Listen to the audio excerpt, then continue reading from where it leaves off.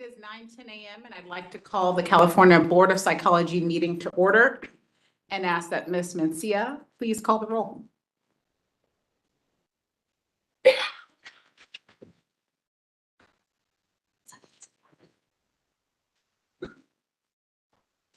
Tate, Here. Rogers, Kasuga, Here. Cervantes, Here. Fu, Here. Harpsheets, Nystrom, Here. Phillips, Here. Rescate. Here. Thank you. Quorum established. Thank you so much. Thank you to everyone for joining us this morning, and thank you for being a little flexible and patient this morning. We tried to get up and running as quickly as possible, and I'm glad to see we have a great audience today. Welcome to the May 2025 California Board of Psychology meeting here in Berkeley at the Wright Institute. Before we begin, I have a few items to cover this morning. You will notice that all board members have computers in front of them. All of our board materials, agenda, any paperwork is on the computer, so we will be referencing that all day today. Continuing professional development credit will be available for attending today, and I'm going to give Mr. Polk a few moments to share how to properly document your attendance for CPD credit. Good morning, Mr. Polk.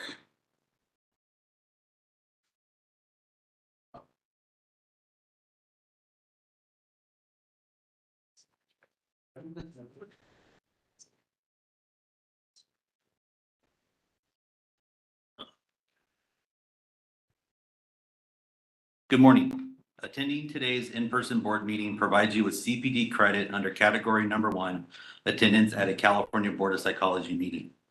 For attendees who are in person with us today, the sign-in sheet provided will be the board's record of your attendance. Please sign in and out as needed for today's meeting. For your CPD records, please notate today's date as May 9th, 2025, and note that we are here for the board meeting. Please maintain this record as certificates of attendance are not provided. At the end of today's meeting, I will announce how many hours will be credited for attending the full meeting. Since today's meeting is designated as in-person meeting only, CPD credit will not be given for viewing the meeting through the webcast, as the option to interact during the public comment periods will not be available. Again, at the end of today's meeting, I will announce how many hours will be credited for attending the full meeting. Thank you. Thank you, Mr. Polk. On the agenda, it does say we will have a mindfulness exercise, and our esteemed Dr. Rogers is not here today. So we will not be having a mindfulness exercise, but I'm sure we will take it back up with our August San Diego meeting. Any board comment on the President's Welcome, agenda item number 2? Any public comment on agenda item number 2, the President's Welcome? If you do have a comment, please come forward and have a seat in front of a microphone.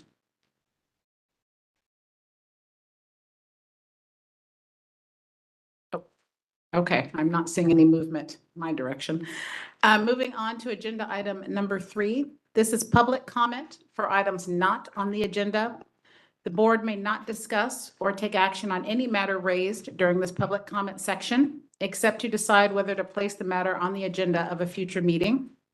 Before I invite speakers to come forward for public comment, I would ask individuals making comment to not discuss the specifics, including names, as to pending complaints, pending licensing applications, or pending disciplinary actions that may come before the board for a decision. Such discussions are considered ex parte communications, as they could provide information to the members that is outside of the record in violation of the Administrative Procedures Act. While there may be a desire to engage in further discussion with comments, the board cannot do that at this time. Although this may give the impression we are not being responsive, these procedures are critical to ensure the compliance with the Open Meetings Act and to avoid compromising the speaker's goals or the board's mission. In addition, if there is a speaker before you who expresses thoughts that are extremely similar to you, please feel free to verbally agree with them with the microphone. Is there anyone in the audience who would like to make public comment today? Can you just raise your hand? Okay, thank you very much. Agenda item number 4 is discussion and possible approval of the board meeting minutes from the February 28th, 2025 meeting. Move to adopt the minutes with any technical non-substantive amendments. Second. Thank you. Any other board comment? Any public comment on agenda item number 4? This is a discussion and possible approval of the board meeting minutes from the February 2025 meeting. Thank you. Back to the board. Ms. Mencia, can you please call the roll? Yes. Tate, Aye. Rogers, Kasuga, Aye. Cervantes. Aye. Fu. Aye. Harpsheet, Nystrom. Aye. Phillips, Aye. Piscatid. Aye. The motion carries. Thank you. Thank you so much. Agenda item number 5 is discussion on possible approval of the board meeting minutes from the April 17th, 2025 meeting. Board comment? I'd like to move that we adopt those meeting minutes with any editorial changes we make prior to the vote. And I'll second. Now you guys flipped it on me this time. Thank you. Any public comment for agenda item number 5? Discussion on possible approval of the board meeting minutes from the April 17th, 2025 meeting. Okay, back to the board. Ms. Mencia, can you please call for the roll? Yes. Tate, Aye. Rogers, Kasuga. Aye. Cervantes. Aye. Fu. Aye. Harpsheet. Nystrom. Aye. Phillips. Aye. Piscatid. The motion carries. Thank you. Agenda item number 6 is the president's report. All of the upcoming board meetings and committee meetings are listed on the board's website. Our next board meeting is on August 22nd, 2025, and this will be in the sunny city of San Diego. Any board comment regarding our meeting calendar, upcoming meetings? Thank you. Any public comment regarding the president's report, the meeting calendar? Thank you. Moving on to agenda item number 7. This is the executive officer's report. Mr. Burke, please. Thank you very much, President Tate. The executive officer's report includes a personnel update. We currently have 2 vacancies with the board, the assistant executive officer vacancy and the board liaison vacancy. Applications have posted for both and been received and closed, and interviews and the applications are being reviewed and interviews being scheduled. We also have, I was going to talk about this in the enforcement report, but I'll mention it now. Sorry, can you hear me? Moving it forward for you. Thank you. There are a number of 2 staff who are currently on medical leave. So those aren't vacancies, but they are currently temporarily vacated. The other update I wanted to provide is outreach. On March 20th, 2025, we sent 2 staff members to the careers fair at the Natomas High School in Sacramento. On May the 3rd, 2 staff members attended the Los Angeles County Psychological Association meeting in Los Angeles. And we're delighted with the response we got, the number of questions we received regarding CPD, licensing, etc. And it's a meeting we hope to, if we're so invited again, to be able to attend in future now that our fund can sustain sending staff to these events. And on a similar note, in September 2025, staff will attend the CPA annual convention in Long Beach, California. And in October 2025, we have submitted an out-of-state travel request for the executive officer and the vice president to attend the ASPPB annual meeting in St. Louis, Missouri. Attendance will allow for California to provide input and vote on proposed revisions to the ASPPB bylaws and potentially the combined EPPP examination. That request has to be approved by the governor's office, but it has been submitted and we are hopeful that we will be able to attend. That concludes the executive officer's report. Are there any questions? Any board questions for Mr. Burke? Any public comment on this agenda item? Please come forward and have a seat. Thank you, Mr. Burke. on the agenda, we have a DCA update for agenda item number 8, and we do not have a DCA representative at this time at this meeting. The update is included in the agenda materials, and it's an information only item. Mr. Burke, go ahead. That's correct. DCA they don't currently have they have several vacancies in the board and bureau relations area. And so they are, it is unfortunate they were unable to attend, and they send their apologies. The information it relates to the government reorganization plan, the hybrid telework transition, the return to office executive order. We have a new compliance and equity officer at DCA, it's going to Levi Hull. There is a board member orientation training on June the 18th, 2025. Board members are required to take that training within a year of appointment and reappointment. And it is also Public Service Recognition Week. So DCA want to send their regards and thanks to all of you, the board members, for that. Thank you. Thank you. Any board comment? Just adding on to Mr. Burke's. Sorry. Oh, it's not me. This is Good. on. No, this is on. Yeah, you can. It's always going to. Oh, it's always. It's a hot mic. Oh, it's hot. Okay. Be careful. Yes. We're all ready for America's Funniest Home Videos today.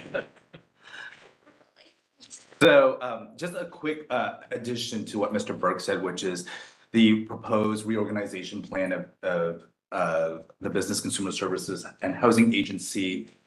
The main split will be between establishing a housing and homelessness agency and then the Business Consumer Services side, which the board belongs to. And I would be curious if, and perhaps this is more a question during our legislative updates, but I'm curious if the department has taken a position on that budget proposal.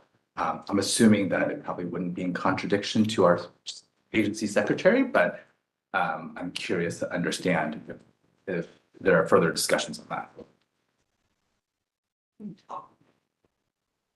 May I answer that during the legislative discussion? Absolutely. Thank you, Mr. Burke. Any other board comment?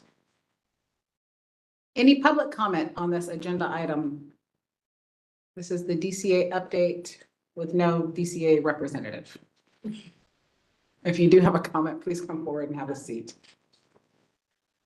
Thank you. Moving on. Oh. Able to attend. Oh, of course. We're going to move on to the enforcement report. Mr. Burke, please. The enforcement report is informational only. Those items are included in the board meeting materials. You can find an overview of the attached enforcement activity. It conveys complaint investigation and discipline statistics for the current fiscal year.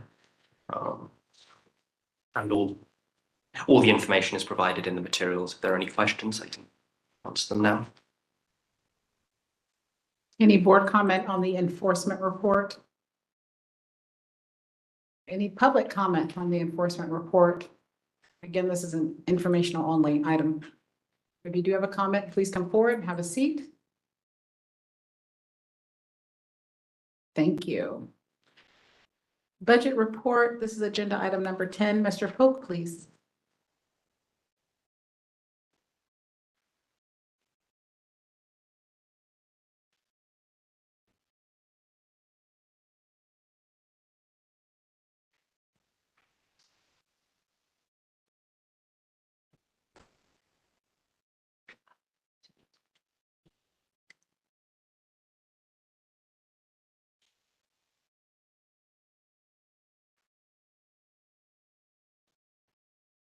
Thank you. Included in the meeting materials is the various budget reports that were provided by the budget office. The report concluded that as of fiscal month 9 of the 2024-2025 fiscal year, the board projects collecting $9.126 million in revenue. As for expenditures for the 2024-2025 fiscal year, based on the same fiscal month 9, the board is projected to spend approximately $7.32 million of its budgeted appropriation of $7.78 million.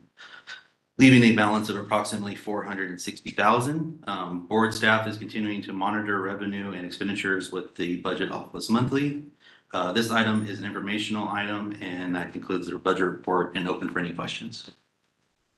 Thank you, Mr. Polk. Any board comment regarding this agenda item? Any public comment regarding this agenda item? And again, this is the budget report. Thank you. Thank you, Mr. Polk. We're moving on to agenda item number 11, the licensing report. Ms. Chung.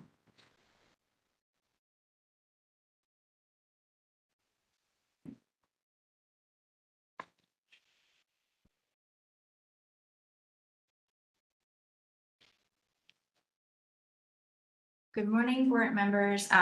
As of April 16, 2025, we have 23,512 licensed psychologists, 1846 registered psychological associates, 90 registered psychological testing technicians, and 72 research psychoanalysts, and 23 student research psychoanalysts.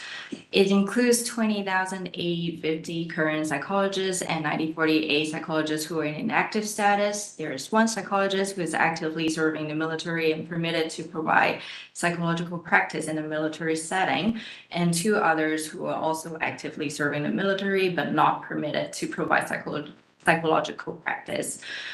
We also have 11 licensed psychologists who are now in retired status. Among our 1846 registered psychological associates, 30 of them are in inactive status since the regulations allow them to request such status at the beginning of this year. And you may find more details in attachment A, the licensing population report. And this report provides a snapshot of the number of psychologists and psychological associates and other license categories in each status at the time the report was generated. And by comparing to the last report made at the February board meeting, the number of psychologists who hold a current license increased by 79. The number of current psychological associates decreased by 29. We have 57 more psychologists in the retired status and 9 more psychological testing technicians. In attachment B, you will find the workload reports for psychologist license, psychological associate registration, and psychological testing technician registration applications from October 2024 through March 2025. Regarding research and student research psychoanalysts, we did receive 1 application for student research psychoanalysts in April. We received less application in the last several months, and that allows staff to catch up and continue to approve complete applications for our applicants. In attachment C, the numbers of the applications and notifications received are provided for a 12-month period from April 2024 through March 2025. The total number of all applications and notifications has decreased by about 49, but the trend is comparable to the same 12-month period as reported in 2023-2024 year. And we are expecting an uptick in the application volume in the next couple of months as we are getting into the seasonality of a graduating season. About the average application processing timeframes, the board reviews and processes applications based on a first-come, first-served basis. This includes but not limited to all applications, supporting materials, and responses to application deficiency. All these are reviewed according to the day that they are received. We provided a 6-month overview of these average processing timeframes in business days in attachment D. Regarding psychologist applications, we have improved on the average processing timeframe since we reported out at the last board meeting. On average, we are providing our initial review outcome for each step of the application process within 2 weeks. And for psychological associate and psychological testing technician registration applications, we are maintaining the timeframes since our report at the February board meeting. Staff, as I mentioned a little earlier, we anticipated an increase in processing timeframes of an additional probably 2 to 3 weeks in the coming months, just based on previous trends of incoming applications during similar periods. Though the increase in processing timeframe is shorter than expected right now. Staff continues to recommend to individuals who are interested to apply to the board for registration or eligibility to take an examination, really review for completeness on the application prior to submission, because that's like the number one processing delay cause is deficiencies. And I would like to take this opportunity to thank all licensing staff for their diligence and dedication in maintaining our processing timeframes. And that concludes my report, and I'm happy to answer any questions that you may have. Thank you. Thank you, Ms. Chung. I know you've been working hard in that department. Any board comment? Oh, Dr. Kasuga, Ms. Chung, thanks for your report. pull your microphone a little bit. Yeah. Thanks for your report. I'm just curious about the seasonality of applications. Do we do anything special with regards anticipating the seasonality of applications to make sure that that we're able to handle the increase during that time? Or maybe distribute like tasks when, I'm just curious, like how we handle the seasonality and what adjustments we make. Yeah, thank you for the question. So currently we still have only 4 licensing. Our staffing hasn't increased. So what we do is really trying to creative and be outside the box. So we really keep an eye on the incoming volume. Since we have the licensing technicians helping out with acknowledgement and handling each piece of incoming application materials, so we can have a better gauge of the amount coming in. So then we could distribute, based according to the volume. Because if it's like not, able to process as usual, we're trying to ask staff who are able to maybe do overtime if they're able, so then we can kind of keep the application timeframes in check. But yeah, that's what we could do right now. We hope to do more in the future. Should we have more positions? Absolutely. It's always on our mind. Okay, thank you. Absolutely. Mr. Phipps?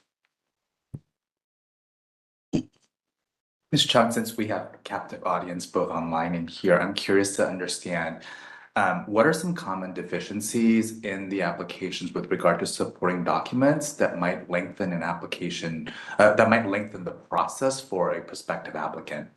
Right, thank you for the questions. So we have a checklist online, posted online, kind of to try. The goal is to help people to, just make sure you have all these items submitted before you send the packet to the board. So sometimes would be one of those items that are not necessary, or when fees are not paid, because we won't be able to assign the in-application without the fee. So that's would cause delay and confusion. Oh, I submitted my application that day, but how come it's not being assigned? I haven't heard anything. And some of the times would be missing responses on application, because that really puts them back, because if everything is there, but they are not providing the responses that will help us to process the applications, we cannot move forward. And then it will be one of the common deficiencies as well. And a follow-up question is, typically the anxiety about the length of application, the timeline. I think I just want to emphasize that you just shared that you're expecting the application timeline, the waiting time to increase to about, can you repeat again, how many days or how many weeks? We're thinking about 2 to 3 weeks, but that's just a guesstimate, because that time frames always vary based on the volume and quality of applications that we received. Right, so I think I'm hearing then an emphasis for folks to get their materials in a timely manner with quality, with going through that checklist with patience, and also making sure they have everything in expectation that the timeline will increase. Yeah, that would be very helpful. Thank you, Mr. Fu. Any other board comment for Ms. Chung? Is there any public comment on this agenda item? This is the licensing report. If you do have a comment, please come forward and have a seat. Thank you, Ms. Chung, but you're not going too far. Agenda item number 12, this is the examination report. Thank you, Board President. Board members, please find the examination statistics from January to March 2025 on the memo. First off, about EPPP, the overall pass rate in 2025 so far is about 39%, and the overall pass rate among candidates who take the exam for the first time is about 62%. By comparing the pass rates to previous 4 years, we can see that the pass rates in January and March 2025 are higher than previous years, but the pass rate in February is lower than previous years. About CAPLE, the overall pass rate is about 76%, and the overall pass rate for first-timers is about 77%. And when we compare the pass rate to previous 4 years, the pass rates in January and March are lower than the last 2 years. And there's also a new piece of information as a follow-up item to the 2024 November board meeting. The board asked how our EPPP pass rates compared with those in other jurisdictions. So we reached out to ASVBB about the statistics for the monthly overall and first-time takers pass rates in 2024. And thank you, ASVBB, for providing us with that data. Based on the data received, staff made several reports to kind of visualize the data so then it's more easily understand. In the bar graph in attachment A, it shows the overall pass rates percentages by month. The percentages for California candidates are shown in blue bars, and that for the other jurisdiction are in orange bars. The average overall pass rate for test takers under California jurisdiction was lower at 37% compared to 56% in all other jurisdictions. And in attachment B, the bar graph shows the first-time pass rate percentages by month. Data for California is in blue and the other is in orange. The percentage differences here are closer than those in the overall pass rates, with the average pass rates for first-time test takers in California at 58% compared to 69% in all other jurisdictions. In attachment C, the bar graph shows the repeat test taker pass rate percentages by month as well. The average pass rates for repeat takers in California was at 21% compared to 34% in all other jurisdictions.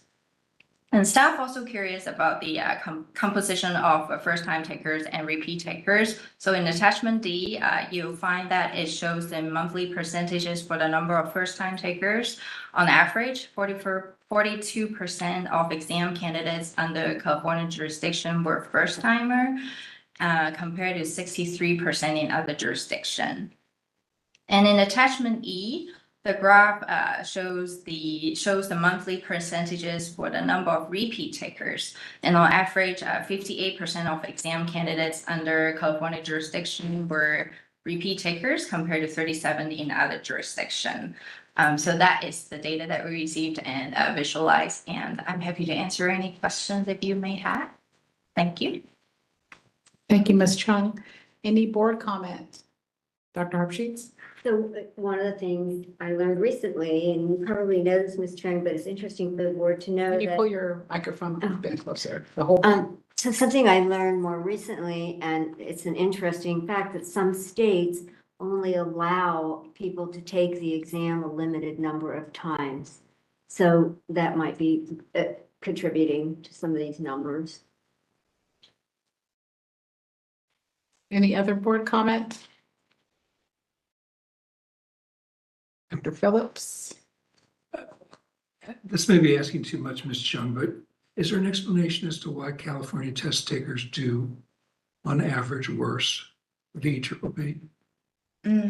Anything I said would be speculations, but we were glad to have OPS gave us a presentation last year, kind of talk about the pass rate trend. And it could also contribute to our statutory requirements previously, because in the past, it has always been very liberal to allow just the field specializations were not really specified until most recent years. So maybe that could be a contributing factor. But for sure, to pinpoint the exact factor, staff don't have that answer. Thank you. Dr. Masuko?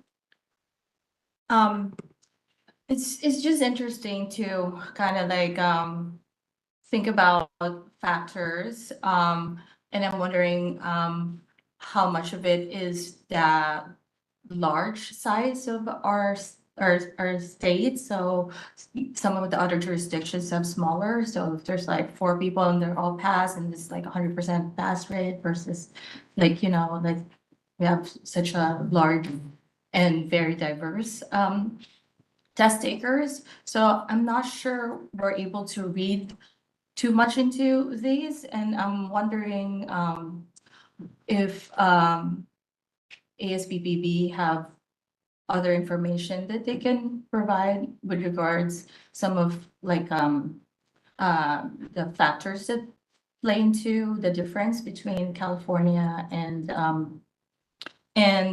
other jurisdictions aside from what was presented previously by OBS. In particular, I'm curious if the content of the ACCC seems to be a factor of the disparity. I mean, it's been a while since I've taken the ACCC, and I know it's just my personal experience, but like some of the stuff that were being asked on the ACCC are completely different, and I had to use like test material reviewers from different states to kind of like fill in the missing information that, you know, is not readily available to me from just attending school here. So it's just like, I think there's just a lot of variables that are not necessarily have to do with just the quality of the California, you know, test takers. Well, Oh, go ahead. Well, Ms. Chung mentioned earlier about the specificity of the. Dr. Arshit, you got to move the Oh, yeah. microphone. Sorry. So Ms. Chung mentioned earlier about the specificity of the degrees to qualify for licensure in California.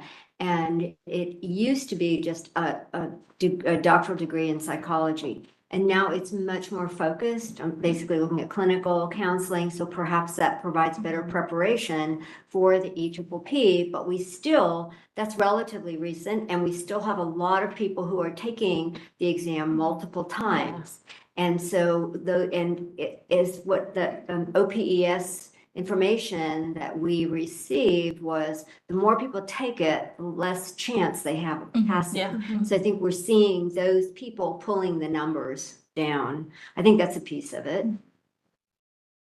I was curious, Ms. Chung, you may not know the answer to this question, but are the percentage of test takers that are coming from non-APA accredited programs greater in California than they are in other states? Yes. We have, I think the proportion from the presentation last time was like, we have relatively more non-APA accredited program graduates taking the exam in California. And that's not to suggest, by the way, that you can't get a quality education in a non-APA accredited program, but just curious if that's one of the factors that are in play. I also think, in my experience as a graduate school instructor, it seems like a lot of the graduate programs are casting their net wider and being less selective about the students that they take in. I think that's reflected in some of the fall-off in scores for particular programs. So I think some of this may relate back to particular academic programs too. And who they're admitting to the programs.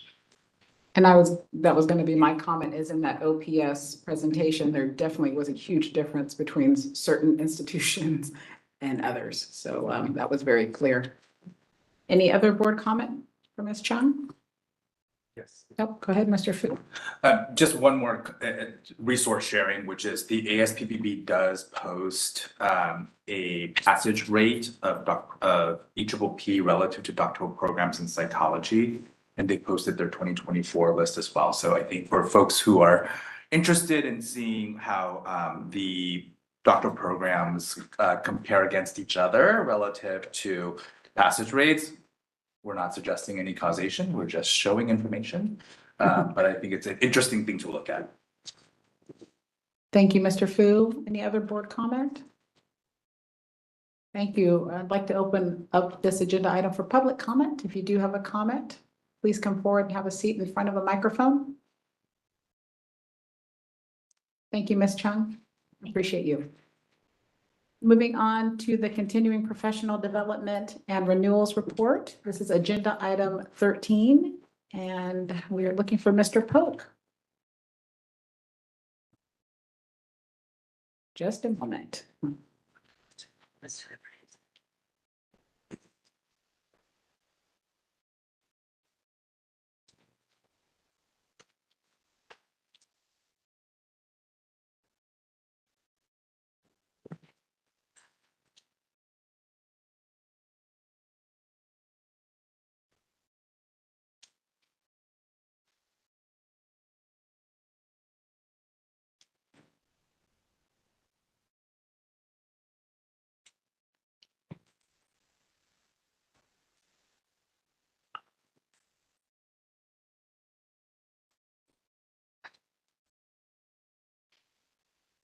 I apologize. My laptop is not plugged in. It dies on me right away. So Not a problem.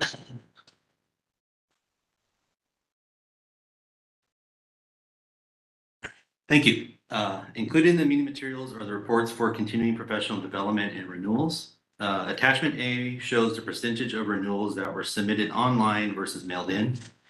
The first quarter of 2025, 94% of renewals were submitted online with 6% of renewals mailed in. Attachment B shows the percentage of types of renewals processed. In the first quarter of 2025, an average of 82% of psychologists renewed as active, with approximately 7% of psychologists renewing as inactive. The retirements count for approximately 2%. Psychological associates accounted for, on average, 9% of the monthly renewal applications. Attachment C is the breakdown for the continuing education audits from June of 2023 to January 2024. For that time period, the average pass rate stands at 89%, with an average of 5% of audits that failed after full review of all documents submitted. The average of 22% reflects audits that are deficient, which includes audits that are pending submission of requested documents or further requested information. As you're aware, audits were put on hold due to the staffing of the CPD coordinator vacancy. With the vacancy, no audits were conducted after January of 2024. Our staff has continued to review documentation that was submitted for those audits and get those audits completed.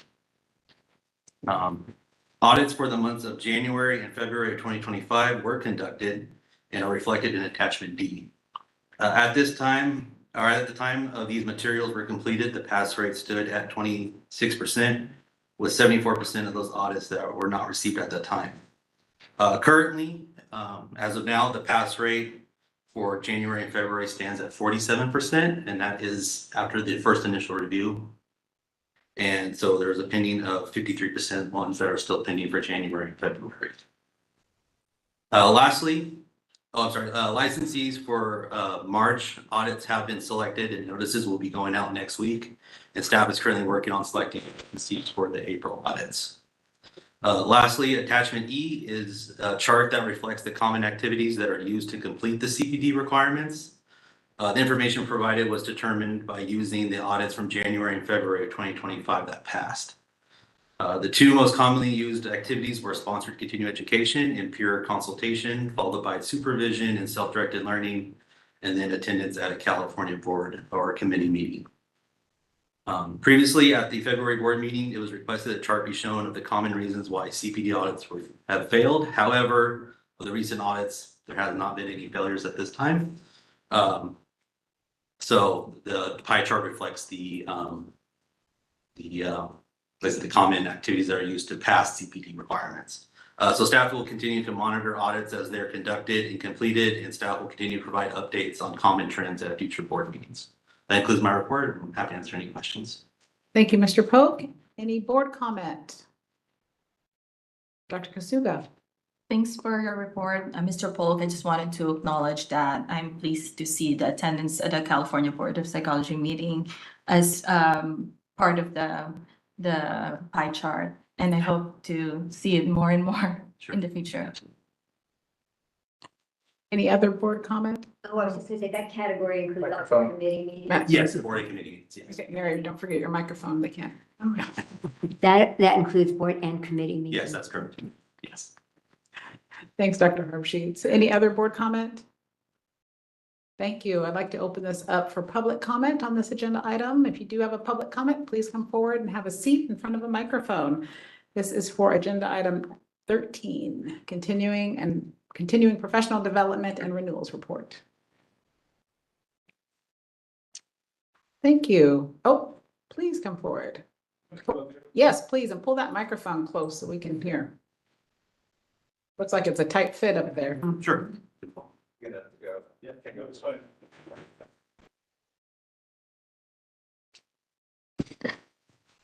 Hi, I'm Ward Ashman.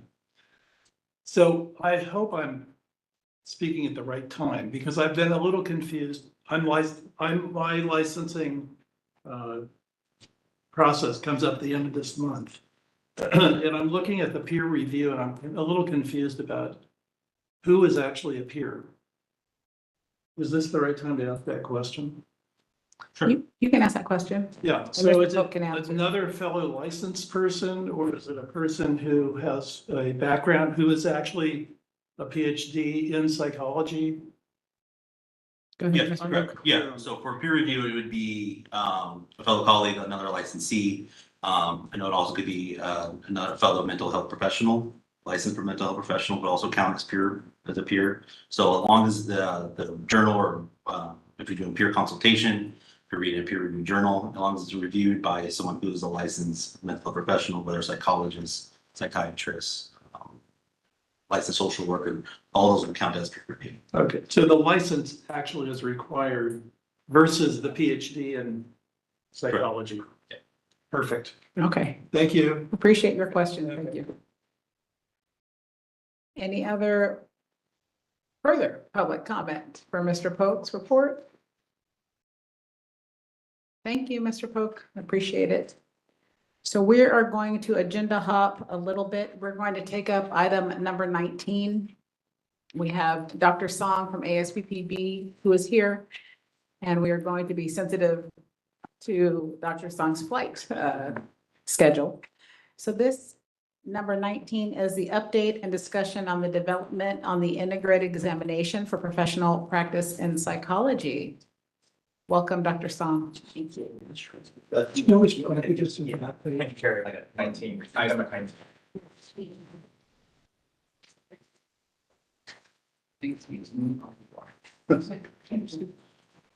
It's not in the, like, actually, it's in the. Thank you.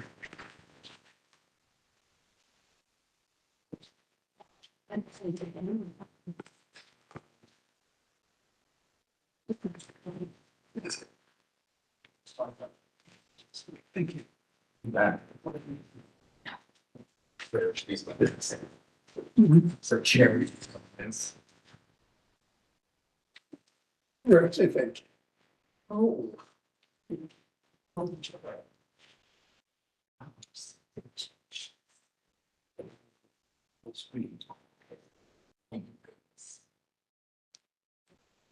Great. Thank you, Dr. Tate and Mr. Burke to invite me here. I'm so glad I can come to Great California and be with you and update you about the development for the ICHOPO. Okay, so I'm Hao Shang. I'm the Associate Executive Officer of Examination Services for ASPBB. Okay, so the EPPP, EPPP has been this year is 60 years since 1965, and it's always evolving. Okay, and in the past 20, 30 years, we all reached that agreement for the profession of a psychologist to measure competence more than just foundational knowledge. And until last year, ASPBB was its 66 jurisdictions, including new. We've been working towards deliver EPPP in two parts. One part focused more on knowledge, the other more on skills. But as we getting closer to the full implementation, originally was in January 2026, increasing concern about the impact of administer EPPP in two parts. So October last year, ASPBB Board of Directors decided to move towards to integrate these two parts in one exam.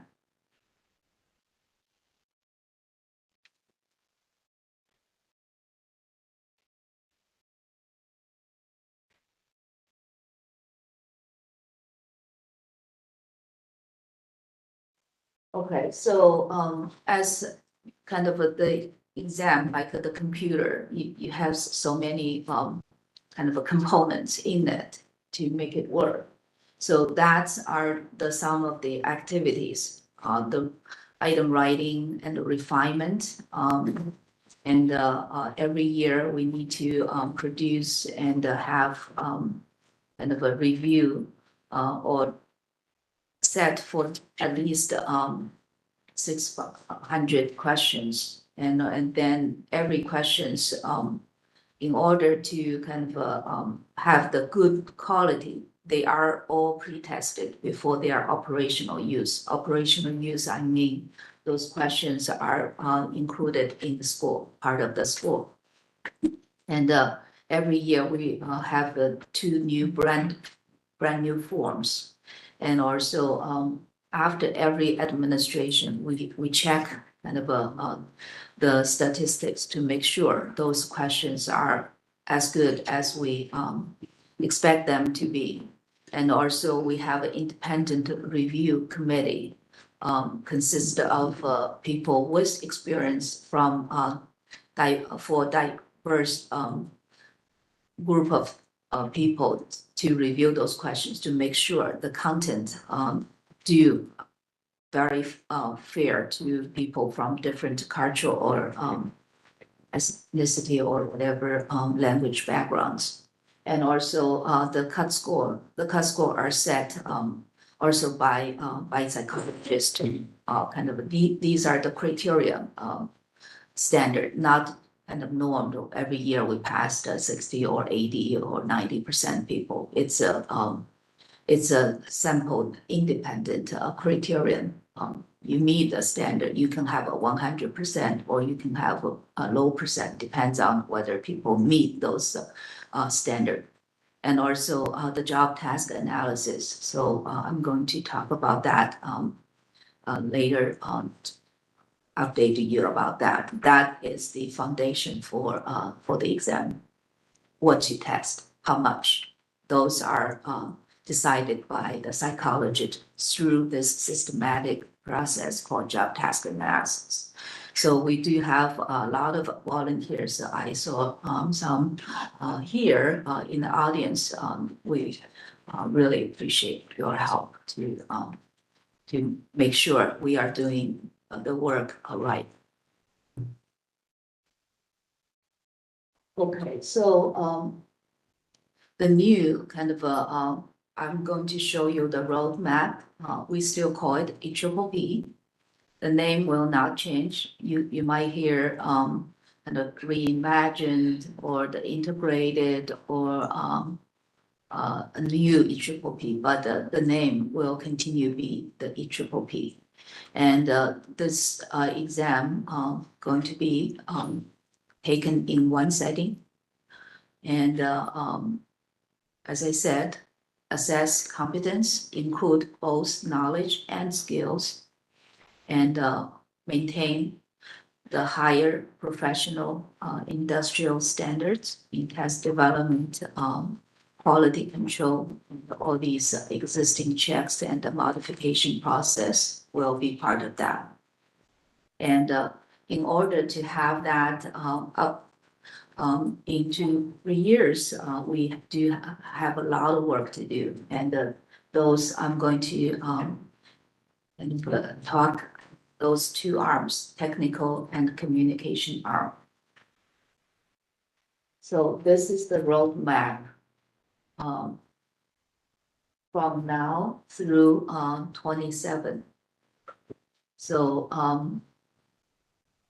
the narrow blue bar shows that's the existing APPP Part 1 and Part 2 are continuing. So we do support people, most kind of all 66 jurisdictions using Part 1.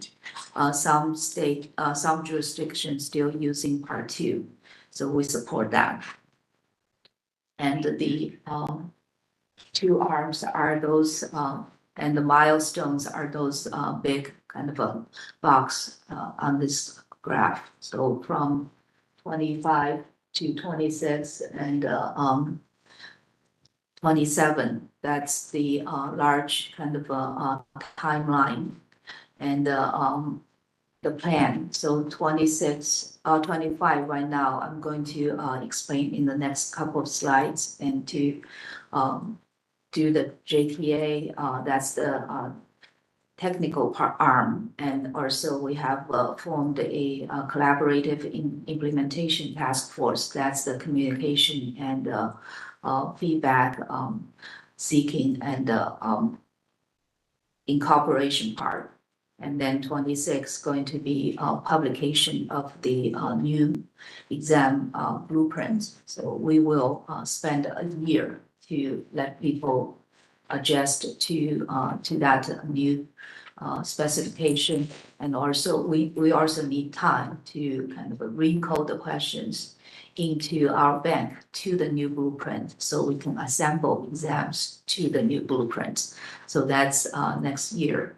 And then in 27, we are going to have a beta testing time period for the first 3 quarters. So we will seek your help to kind of recruit volunteers to take the beta test, and also use their results to kind of set the performance standard, and also get more questions to be used in the operational. So hopefully our plan is, in terms of the operation, will be the same as now, like the exam will run year around. You can register to take the exam year around, not by window.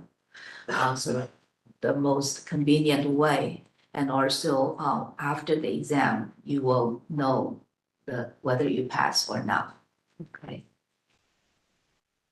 So I'm going to talk about that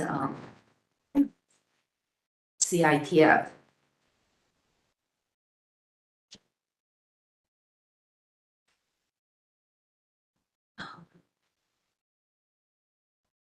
Okay, so the CITF, as I said, it's formed this year in January. And also the call was sent out last year. So it included a lot of delegate members from jurisdictions. And they will help gather jurisdictional and other stakeholders' input and feedback on kind of the EPPP.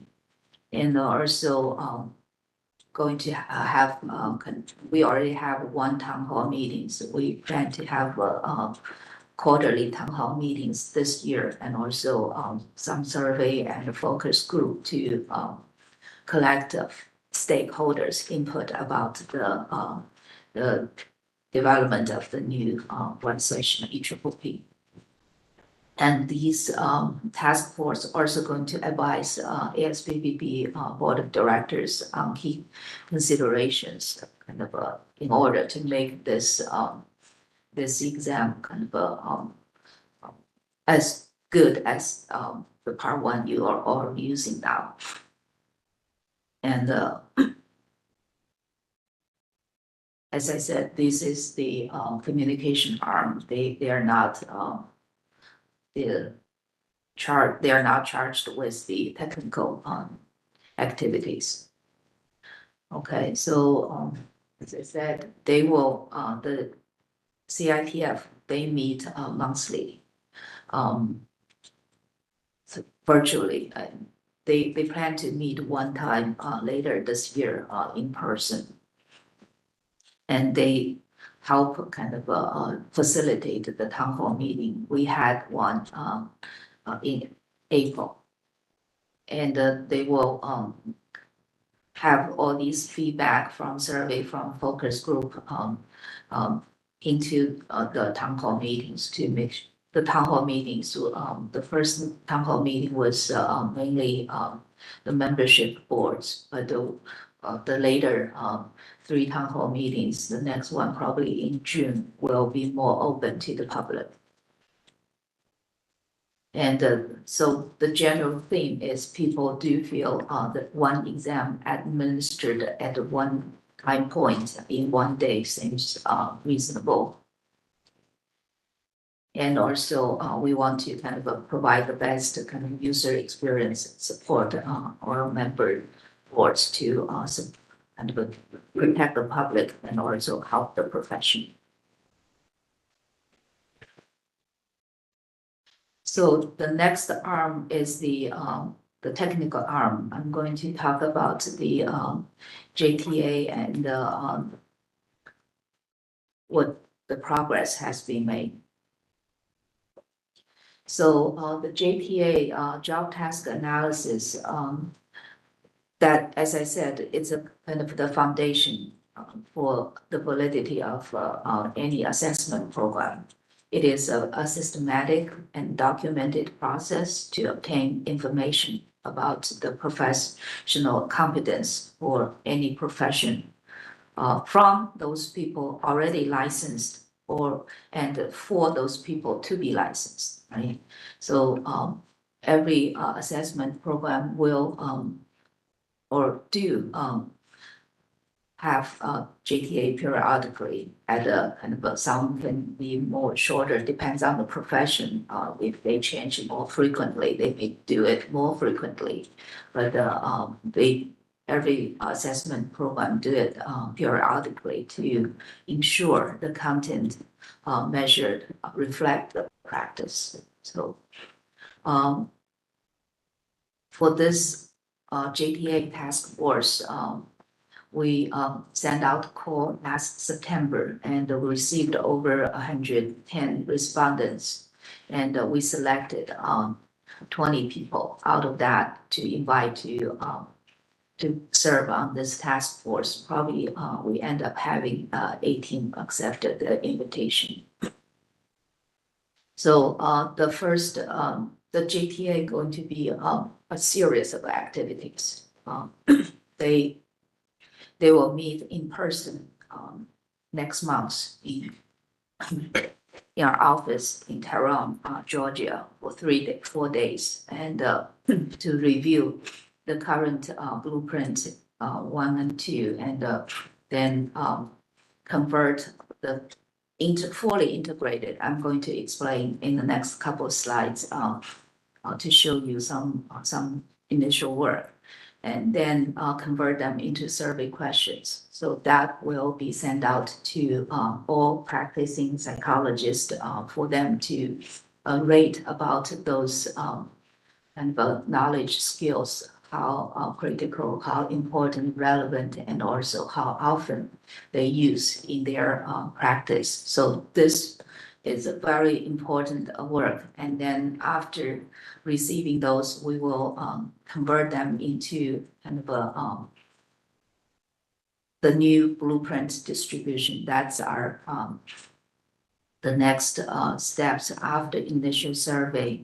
And they will analyze the survey responses and then update the, create the new exam blueprint, and then also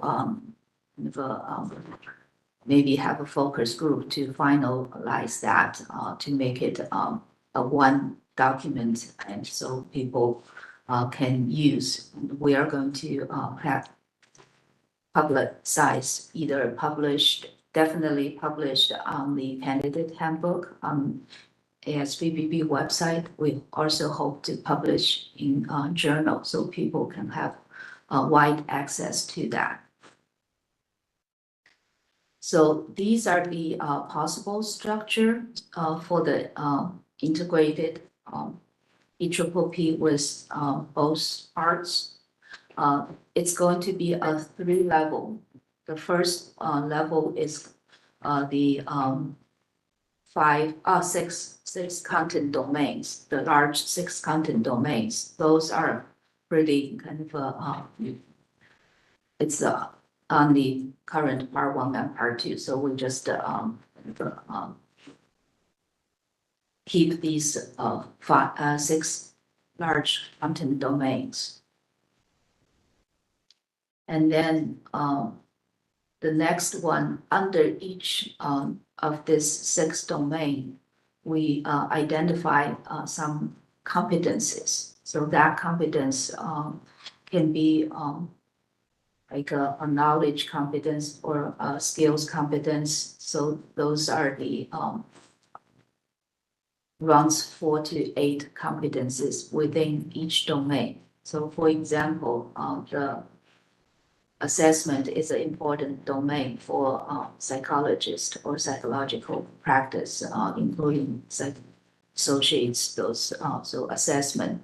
Under assessment, you have we list out 4 competencies, A, B, C, D, right? And then the third level is the detailed knowledge or skills within each competence. So it will be a nested 3-tier structure to fully integrate knowledge and skills together. It's not just append knowledge to skills. It's going to be fully integrated together. So as an example, you can see under assessment 2A, demonstrate knowledge of psychometrics. That's the 2A, right? Test construction principles, assessment methods. So they identified these 5 important skills or knowledge points to support this specific competence. And then the next one is the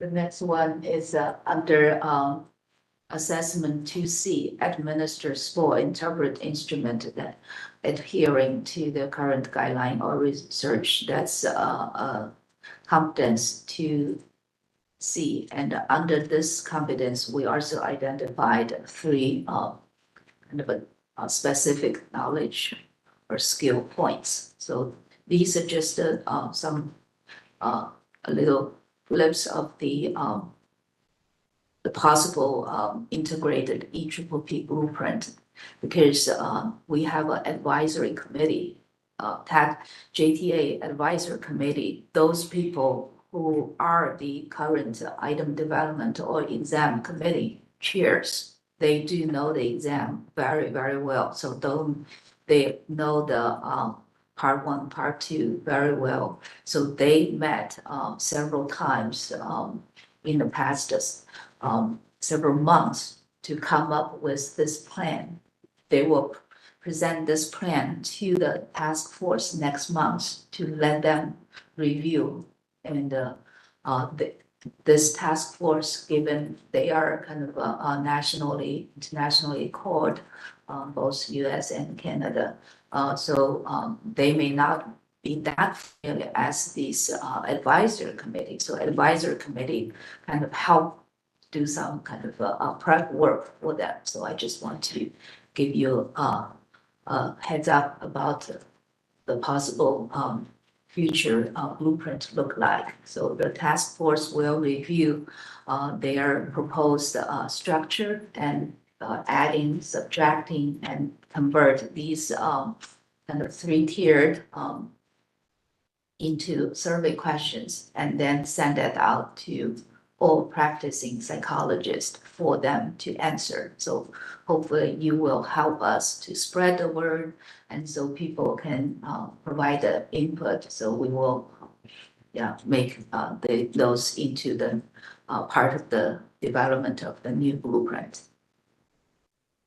So to make it more concrete, this is one current practice exam question. So we just look at this question to see whether this question can be kind of viewed in this new blueprint through this lens, right?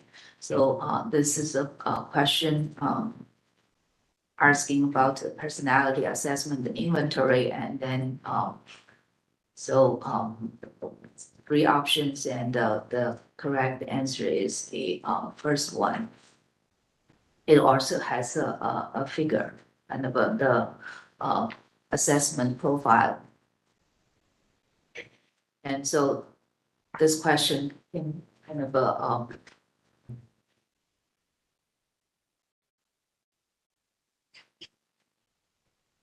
so mine is a little different. We'll go to the next one. So go to the next one. Okay, so this is the full scale profile. Okay, next one.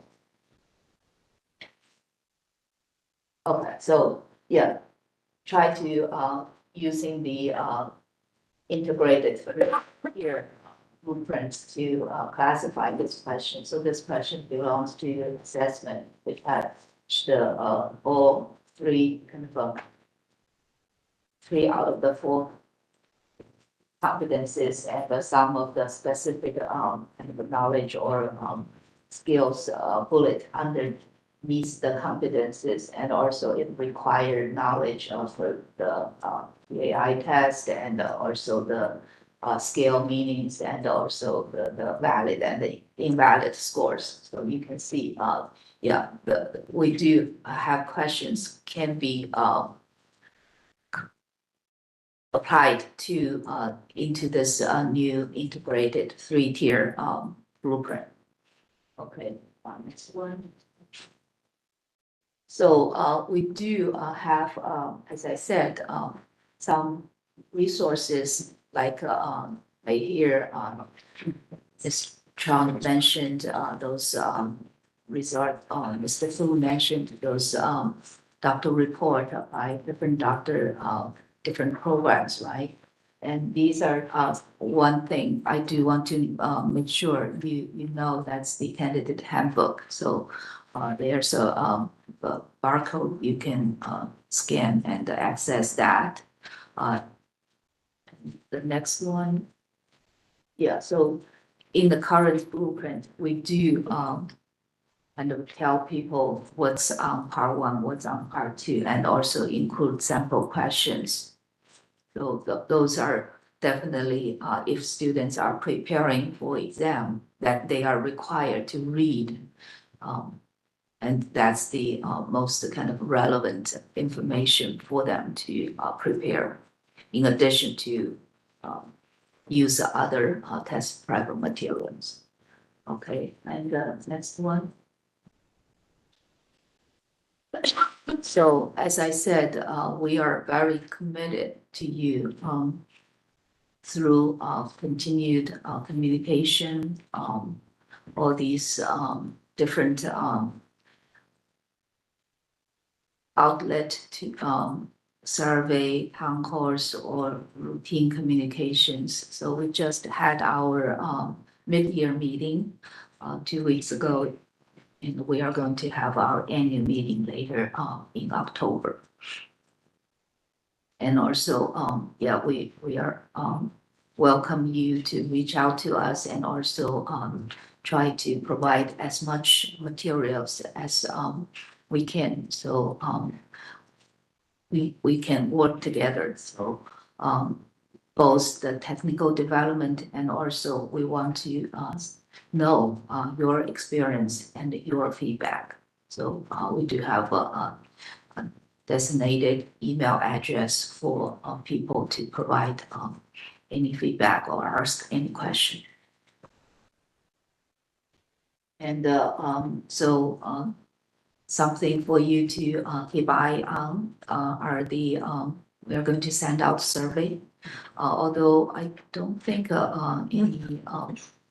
any of your board staff are part of the CIPF, but we are going to send out to every 66 jurisdictions. So look out for that. And also the town hall meeting next one going to be in June. We'll send out an announcement for that. And also the JTA survey I just mentioned.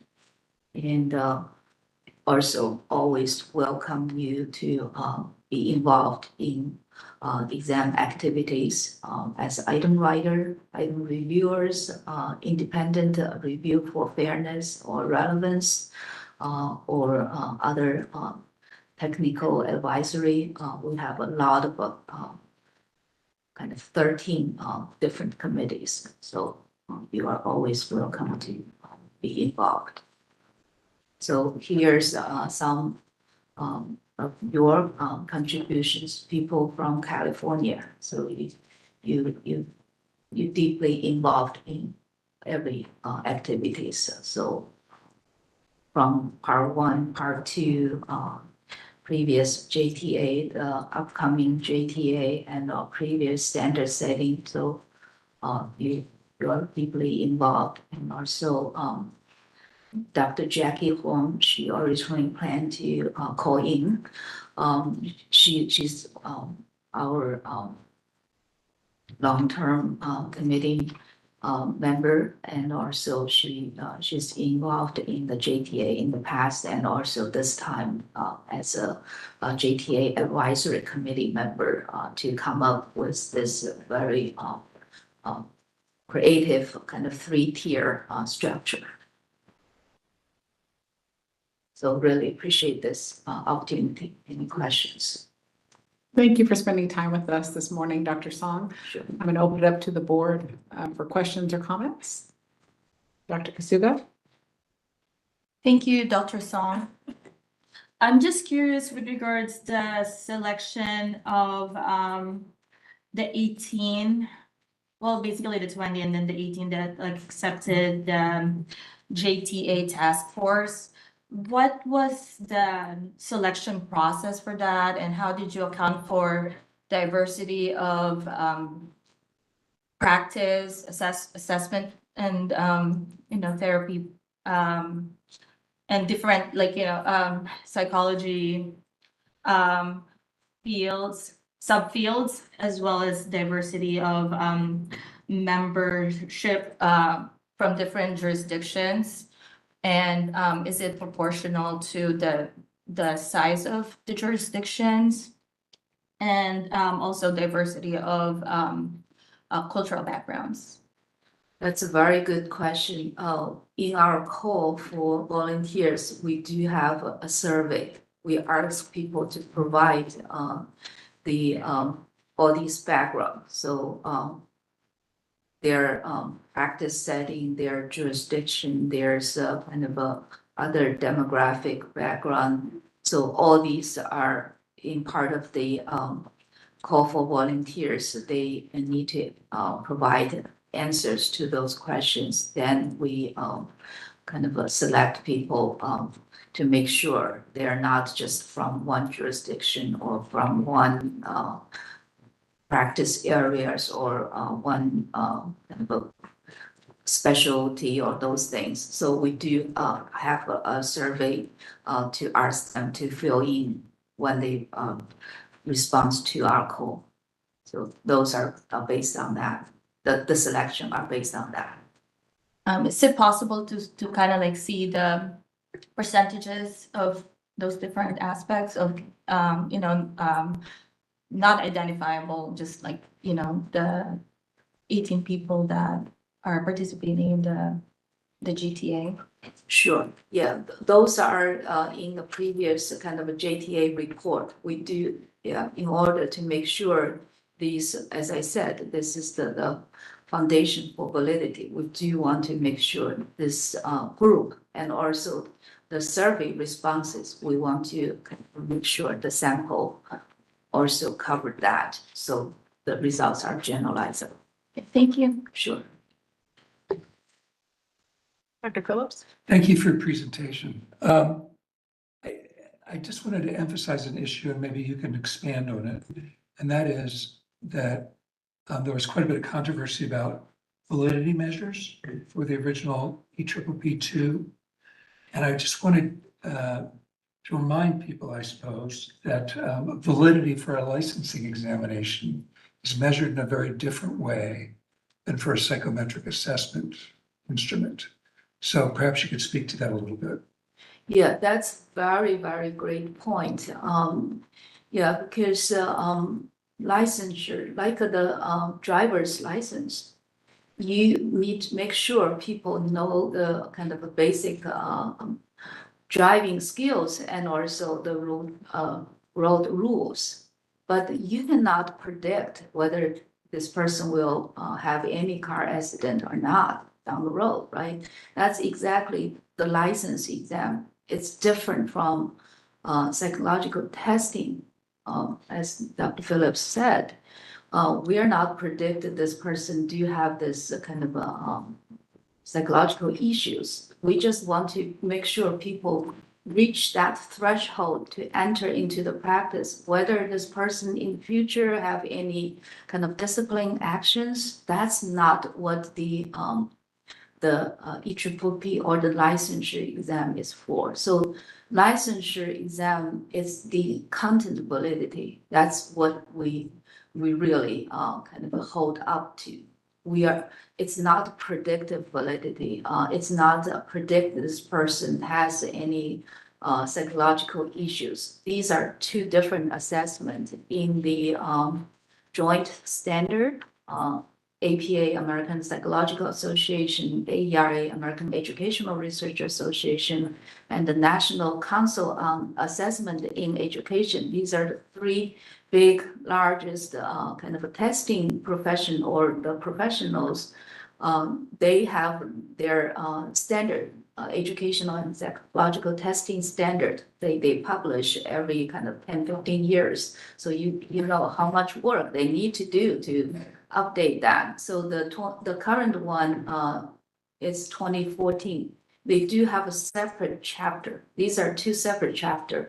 Professional assessment is different from a psychological testing. So definitely, yeah, you're right. So ASPPP hold kind of, we check that all the time to make sure our content by all these work I just talked a little bit, like the JTA and all these large involvement of psychologists from all different backgrounds. That's what we do to kind of have the validity of each of these.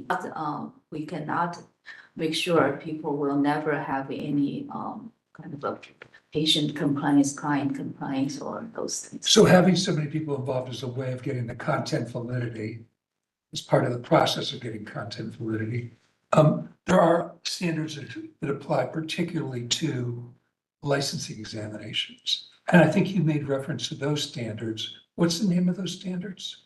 The standard, the book is Educational Psychological Testing Standard. The current version edition is 2014, so I can send that to the board. So that's the kind of highest kind of professional testing standard we refer to. Okay, thank Yeah. you. Dr. Herbsheets? I have a couple questions. Sure. So You have to move that microphone. microphone, I always forget, sorry. you know, this board has been very committed to eliminating barriers to licensure. And I'm sure you know, all states really have difficulty getting enough mental health professionals to fill the need. And so I attended the town hall meeting, and a couple questions I have that came out of that I think are really worth discussing within this board. And you had mentioned that you saw this test as to be taken just when people are really ready to be licensed, that they finish their internships, that kind of thing. And we have been looking at and working on allowing people to take the EPPP right after they finish their coursework. So could you speak to that a little bit? Where are you all at with that idea? And are you seeing this as states can make their own decisions versus how the ASPPB sees it? Tell us a little bit more. That's a very good question. That's a eligibility question. So in the upcoming JTA, one question this task force will talk is the eligibility, whether they are eligible at the completion of the doctoral program with their degree, also with the internship, or right after they finish the coursework, right? So this definitely is a question we need to talk to make sure people are ready, right? As you said, I remember you mentioned your board used to ask whether people can take one right after coursework. Yes, Yeah, and then two maybe after completion, yeah, of the.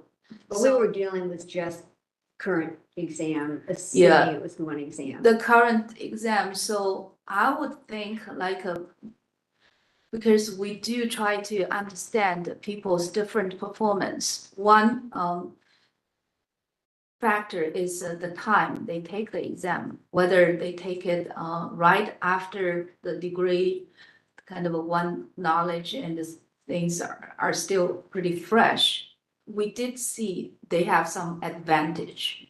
The closest this was the time of finish and time to take the exam. Usually we see a better performance. But to answer your question, whether these candidates can take just to finish the coursework without even having internship for the integrated exam with both knowledge and skills, I'm not sure that's the best time for them to take the exam. So are you thinking that ASPPB, what happened? The green light's still on, that ASPPB will, I'll just keep asking. Are you thinking that ASPPB will set the rule for that, or do you see it as allowing the states to make that decision? That's a very good question, because as an assessment, we do eligibility. It's also part of the kind of like the user manual, right? You have to let people know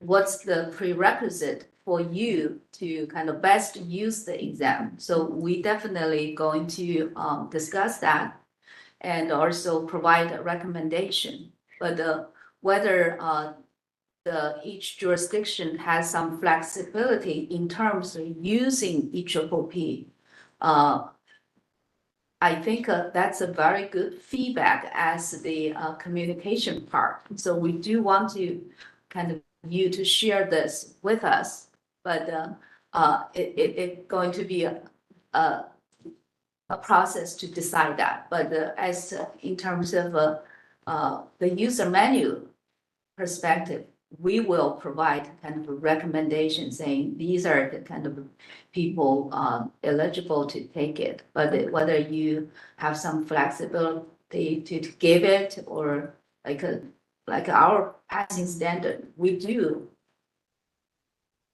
establish that standard through kind of the, follow the testing standards. So we can defend that. But if we're so glad every jurisdiction kind of use our 500, the ASPPB recommended standard for independent practice. But we also established the 450 for supervised practice. I did see some variations, some jurisdiction continued, like Canadian provinces, they use 500 because they said their master's students are entering into practice in some province. So they use 500, but some use 450, some use 425, some use 400. So yeah, you do have some flexibility. So Thank you. yeah, Thanks bring for this that. feedback to us. Yeah, okay. I have two more questions. You mentioned in the town hall meeting that because of the additional work on the part of the ASPPB to develop this test, that there would be a cost increase to take it, as well as, since it would be a longer test, the Pearson VUE cost would increase. And that's another barrier to licensure that we're concerned about, particularly when people are taking it more than once. And so I wonder if you could speak to that for our board, what your thoughts were. Maybe you have some more information now about what we might be looking at. In terms of the test lengths and the fees, those are going to be decided kind of through all these close interaction with the stakeholders, including your board. If this integrated exam will be more than currently it's 4.5 hours. Each part is 1.5 hours. So as you just mentioned, if it come 6-hour exam, I don't know. It will be decided after the JPA, how much content, and to reach that, we need to have so many questions to reach that reliability. There's some both statistics and also kind of a policy together decide how long the exam will be. But I'm sure it will be 1 day, one session for regular takers. For accommodation, that's a different story. But in terms of test lengths, that will be discussed down the road, and also the fee. All these will be in consideration. Okay, one more question. Thank you. Sure. Okay, so on the sample question that you had, and I looked at it and I thought, I don't see any information about the ethnicity of the test taker or the listing on the names of the scales, unless I just couldn't see. But I saw it at the town hall too. I was sitting close at my computer then. And I was looking at that and I thought, well, if I don't know like the validity of that test off the top of my head with different ethnic groups, and I don't know the ethnicity, let's say, or the racial makeup of that particular test taker, I'm not sure I could really answer that question accurately. So I just wondered what your thoughts were about that. So you said this question need a more background It information. needed more information, I felt that. I don't know, maybe, I don't know if you all saw that, but. I'll second that. Typically, at least the way I was taught to do assessment, Yeah. you needed clinical information about the client within which to interpret the test results.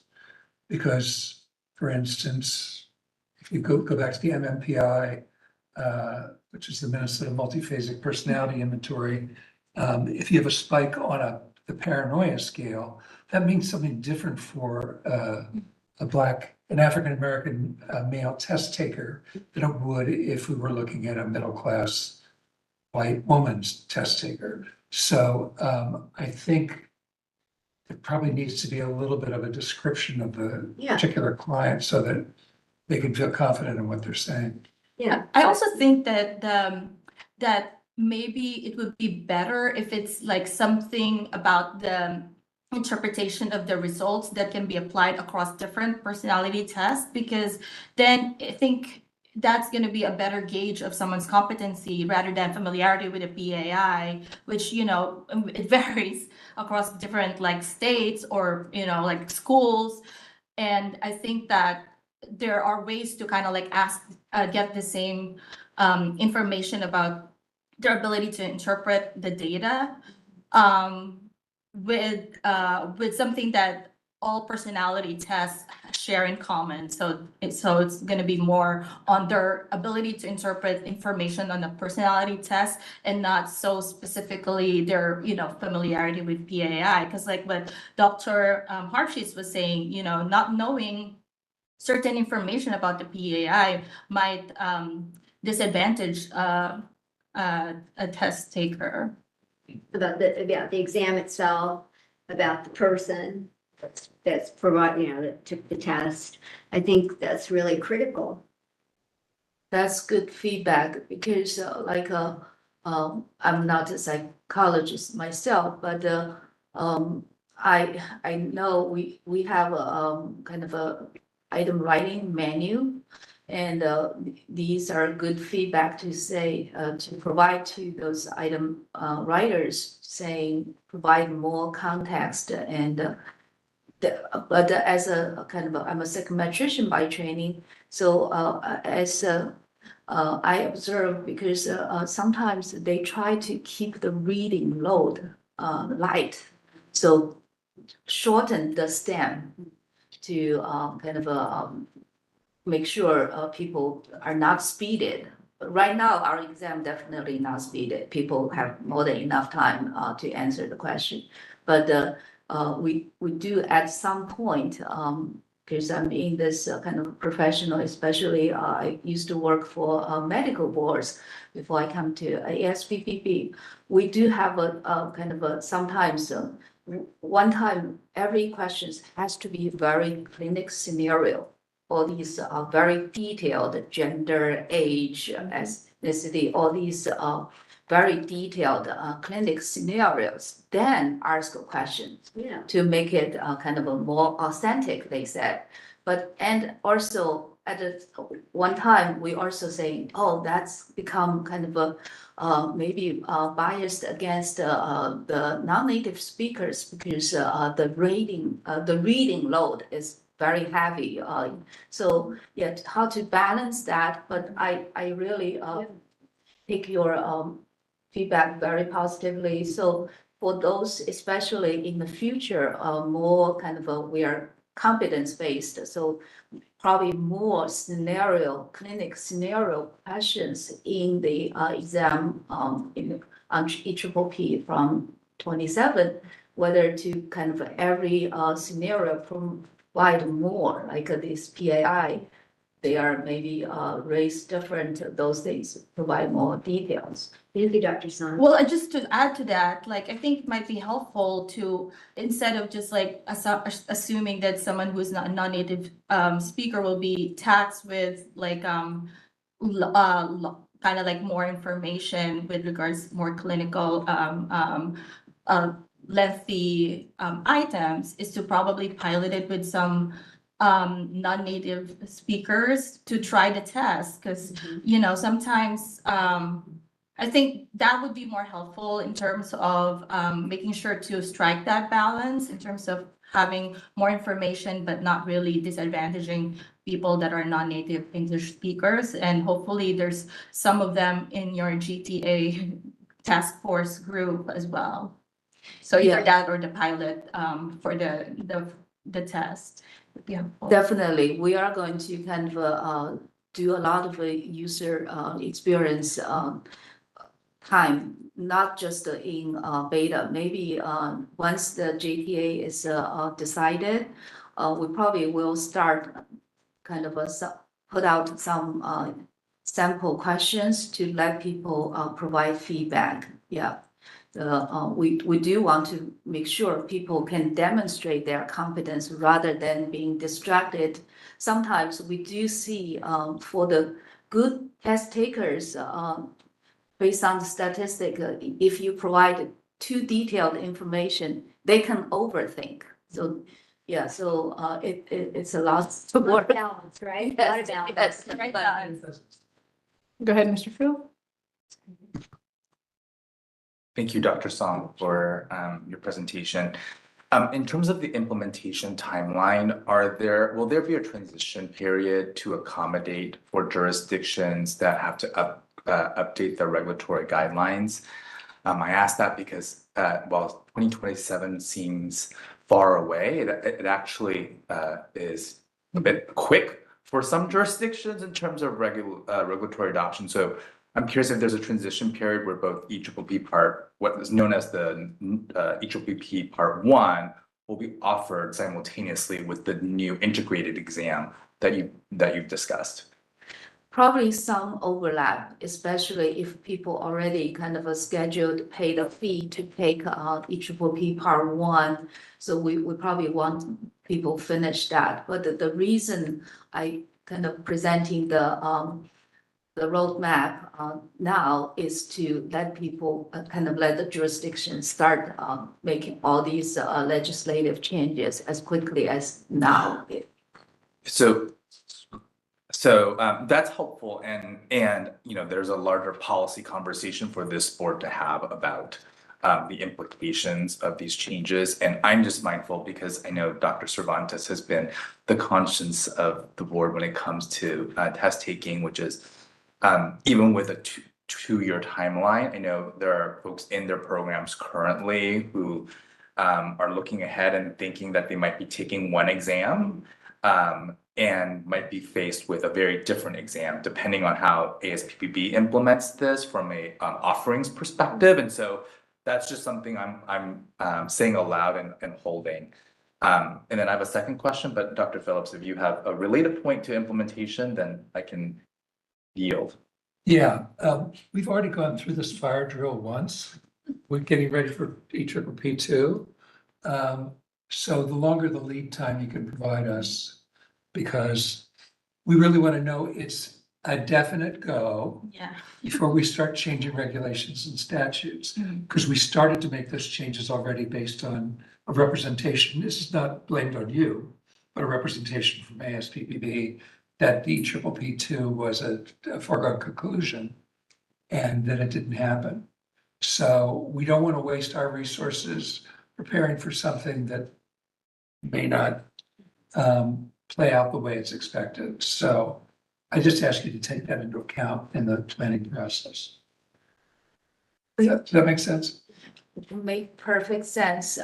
But I would think at this time, given that's what I try to emphasize, it's still EPPP. So it's still like I don't anticipate too much like a legislative changes in terms of on that, right? Well, I could maybe give an example. Okay, so we know it's going to be an increased cost. And so we have statutory limits on what we can pass on. And maybe maybe whatever it ends up being could exceed what we can do with it. I mean, so there's a lot of detail that and what we were talking about earlier about when can people take this test. Like we've been working on some changes to let people take the test earlier. But now if ASPPB says, no, you can't do that, what do we, where are we at? And it takes us a long time to get those changes made. I mean, regulatory changes can take anywhere from 2 to 5 years in California because it goes through so many layers of review in our state government. At the board level, at the legal level, at the agency level, finally makes its way to the Office of Administrative Law and possibly the governor's office. It's quite a complicated thing. So I don't want to chastise ASPPB, but frankly, I found this whole process very mercurial. I do think you've arrived in a good place in terms of having one integrated exam. I think that'll be a happier resolution of the issue. But I want to be given enough time as a licensing board to make sure that we can put all our ducks in a row in a thoughtful way. And we're going to need a definite go ahead that is happening as opposed to the board's changed their mind one more time. May I just add real quickly? Dr. Harpsheets referenced the legislation change, and that was done in California through Assembly Bill 282, which allows candidates who complete their doctoral program to take the exam. So that's current state law. And so let's assume fast forward to 2027, presumably then a person could take the EPP exam under existing law, but may not necessarily have the preparation for the skills side of the exam if it's integrated. And so that's the type of legislative change that, while at the surface from Atlanta may seem like there isn't a lot of change for us here, it is going to require getting through a bill that takes 9 months to make that change. And then to Dr. Phillips' point, an additional 2 to 4 to 5 years, depending on the regulatory process. I will say that the board is not the reason why it takes a very long time. We're fairly quick when it comes to reviewing regs.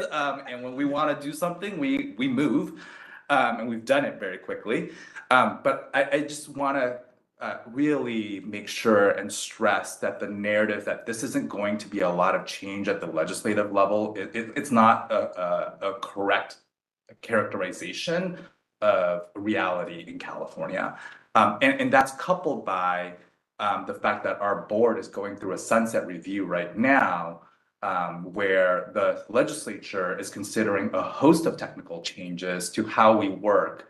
And that is done on an every 5-year period. So I raise all these things just to say that how we roll this out should be done in a way that, on the one hand, speaks to the need of having a skills-based exam and what you've shared with us today, and that there are things that happen in a vacuum and there are things that happen in reality. And I think how we do this in a world that recognizes reality, particularly for those of us here in California, will be really important.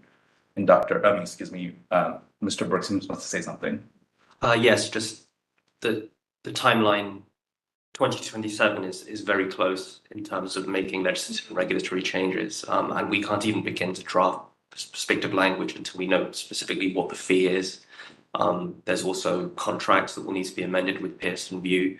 But those can be done a bit quicker. But one thing I would emphasize to ASPPB is when we go to the legislature, if we do need to make any legislative changes, anything which is perceived as an increased barrier, an additional hardship and burden on licensees or people who are attempting to enter the profession initially from, right out of school, we're going to be asked to justify that.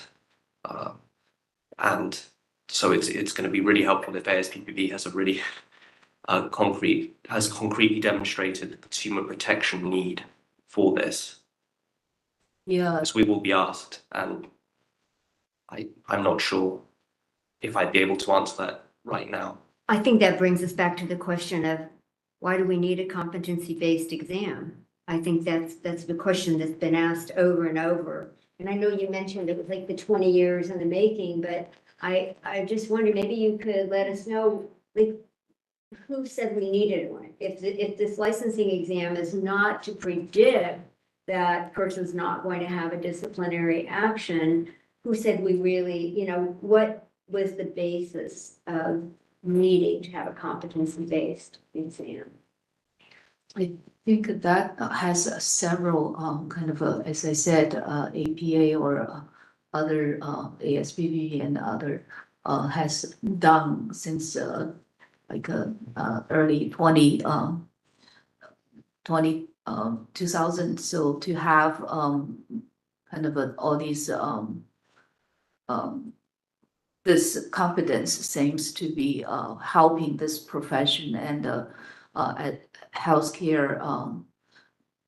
So those, I guess, that's that argument. I think it's pretty reached a consensus. So that part, we can continue kind of publish more articles or some history. We can summarize that on the hard communication package to let people know. I won't kind of be surprised, especially for those jurisdictions. They have a very high kind of changes every year. Every time they have kind of a lot of new people, as I heard, you are still going to have fill some vacancy or those things. So those continue the communication. But in terms of the competence-based assessment for psychology seems based on what I have learned, I've been with ASBBB for 2.5 years. I think this consensus has been reached. So, but if you need a more communication on that, we can help support that. But in terms of a question about, I see the legislation changes need time, but as I can see, this EPPP is still EPPP, right? You have that that law, and also in terms of if the price goes up, the test length increased a little bit. I think those will not be dramatic change, but as every kind of assessment program, EPPP haven't raised the price, raised the kind of exam fee for 13 years. So all the, like my past medical license exam, they raise the fee much more frequently, every year or every other year, kind of a $50 more, $100 more, those things more frequently. So I really hope that will not kind of cause a big legislative changes. So all these feedback we will consider. I don't know whether the test length will increase. As you know, if the testing center sit fee, that's a Pearson fee. So if we use their facility for 4.5 hours versus to 8 hours, definitely it's a different fee. And if we kind of adding more questions, right now it's 225 questions. If we increase the length to 250 or 300, so every question, so many work. So all these costs will be increased, right? So I hope that will not cause kind of delay in terms of legislative changes or those things, and also barriers. I would say it kind of as I'm reading this year's 25 doctoral report, so it will be published next week. It looks like as you just mentioned, some of the institute, they have a different performance than the others. So how to help them, it's a lot, it takes definitely more than just ASBBB. ASBBB more like the regulatory board together with you, but to help, how to help people to prepare, be more selective in terms of admission, also make this profession more kind of attractive to attract more people rather than saying, oh, we lowered the bar, let everybody started the program to be licensed. So those things all need to be considered together. Dr. Song, just I want to emphasize again this point, which is while the existing state law does designate the EPPP as the exam, there are other related laws that we have on statute to the timing of when a person takes the exam that does have an implication for implementation. And so I'm concerned that this narrative that this is already named in statute shouldn't be an issue for implementation, that that continues to be a narrative, because that is not the case, that we can simply just rely on that existing statute for implementation. There are other laws related to the timing of taking the exam that we implemented in response to originally a 2-part exam that are currently on the books and that will require a change from us. So I hope that a key takeaway from our conversation today is not that well, let me not use double negatives. Let me step, a key takeaway from our conversation today is that California will have to make statutory changes with regard to a new EPPP exam. And to the point about the fee increase, aside from the concerns that all of us have about any increase in cost, Mr. Burke referenced that we named the price of the exam in the adoption of regulatory language. So the actual exam price is in our state regulations. So it's not the board.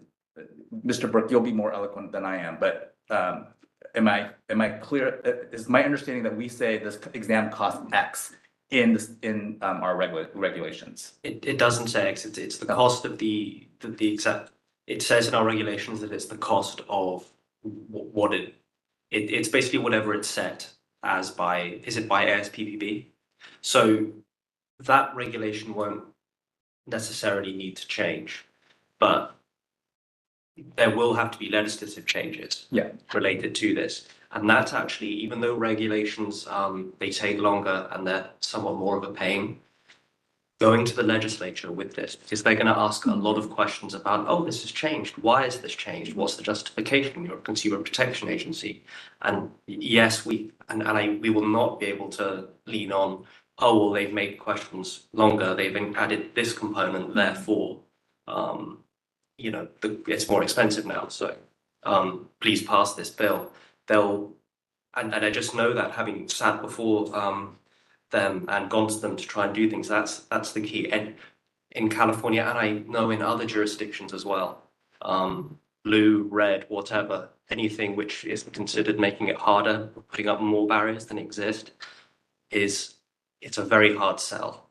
So I want to emphasize that this is not about at least my comments are not in reference to a judgment call with regard to the exam and the changes of the exam. My comments are on this point are related to implementation. And the implementation does not happen for us even with a 2-year runway because of the necessary legislative changes. And so I think my ask is that any change that does happen, provide grace to the jurisdictions so that we have a runway that recognizes and a time period where both exams might be offered to accommodate the changes that will have to happen on our end at a legislative level.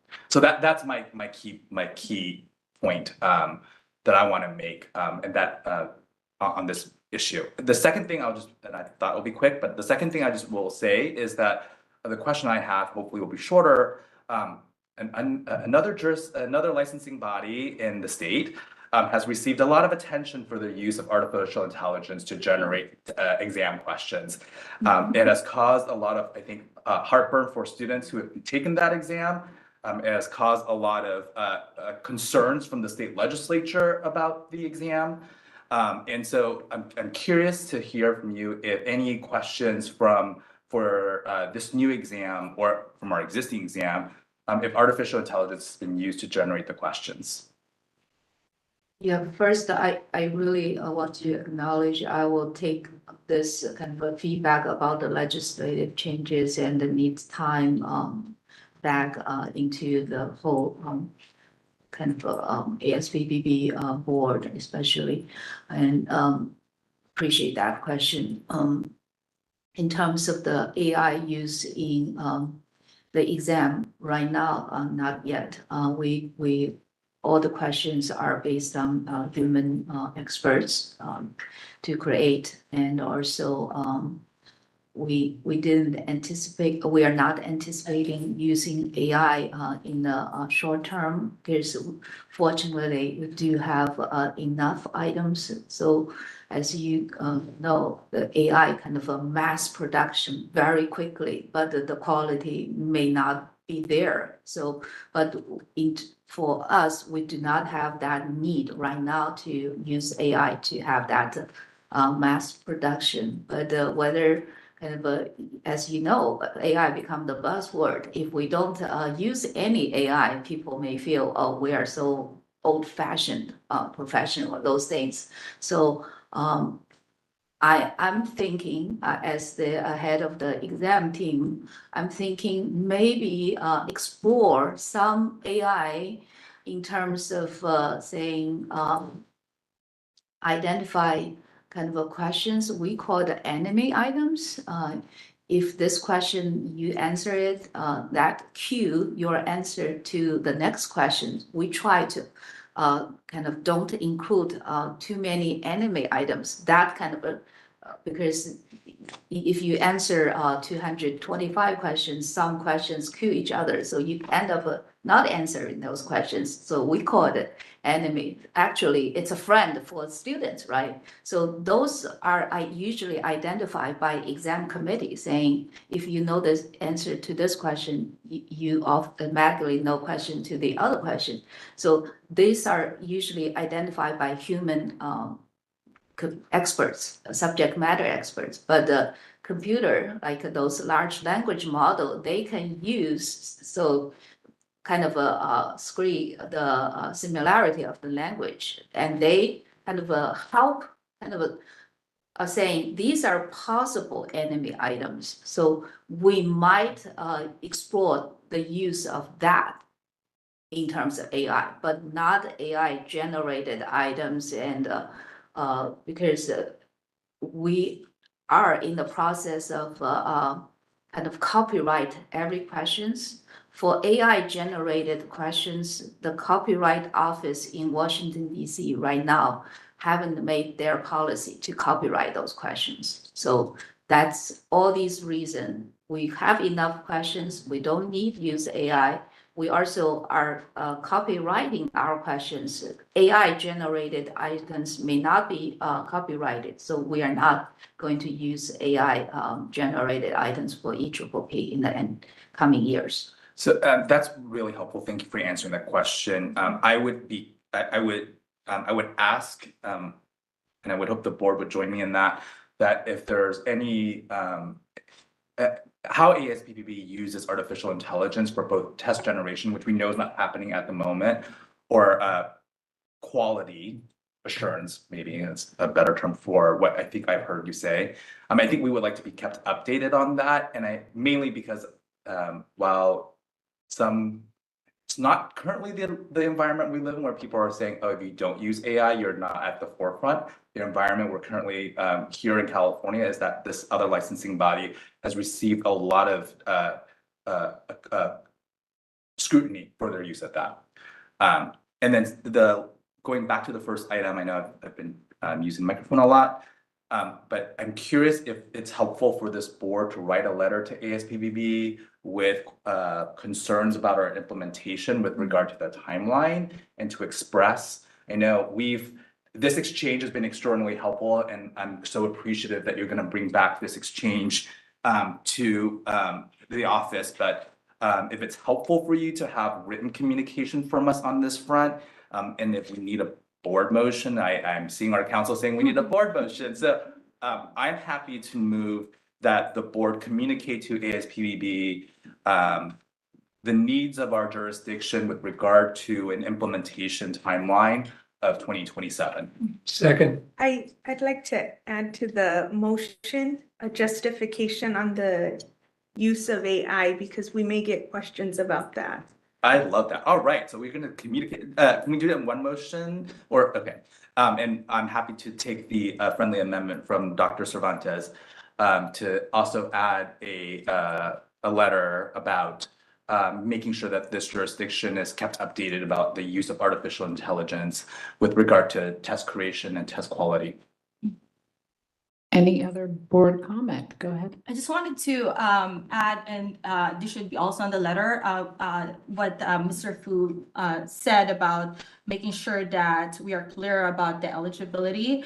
As part of consumer protection that Mr. Burke talked about, we still need to justify why we're adding this competency-based part of the EPPP. And previously, it was because the internship is not sufficient to show competence. But now it seems like it can be taken right after coursework.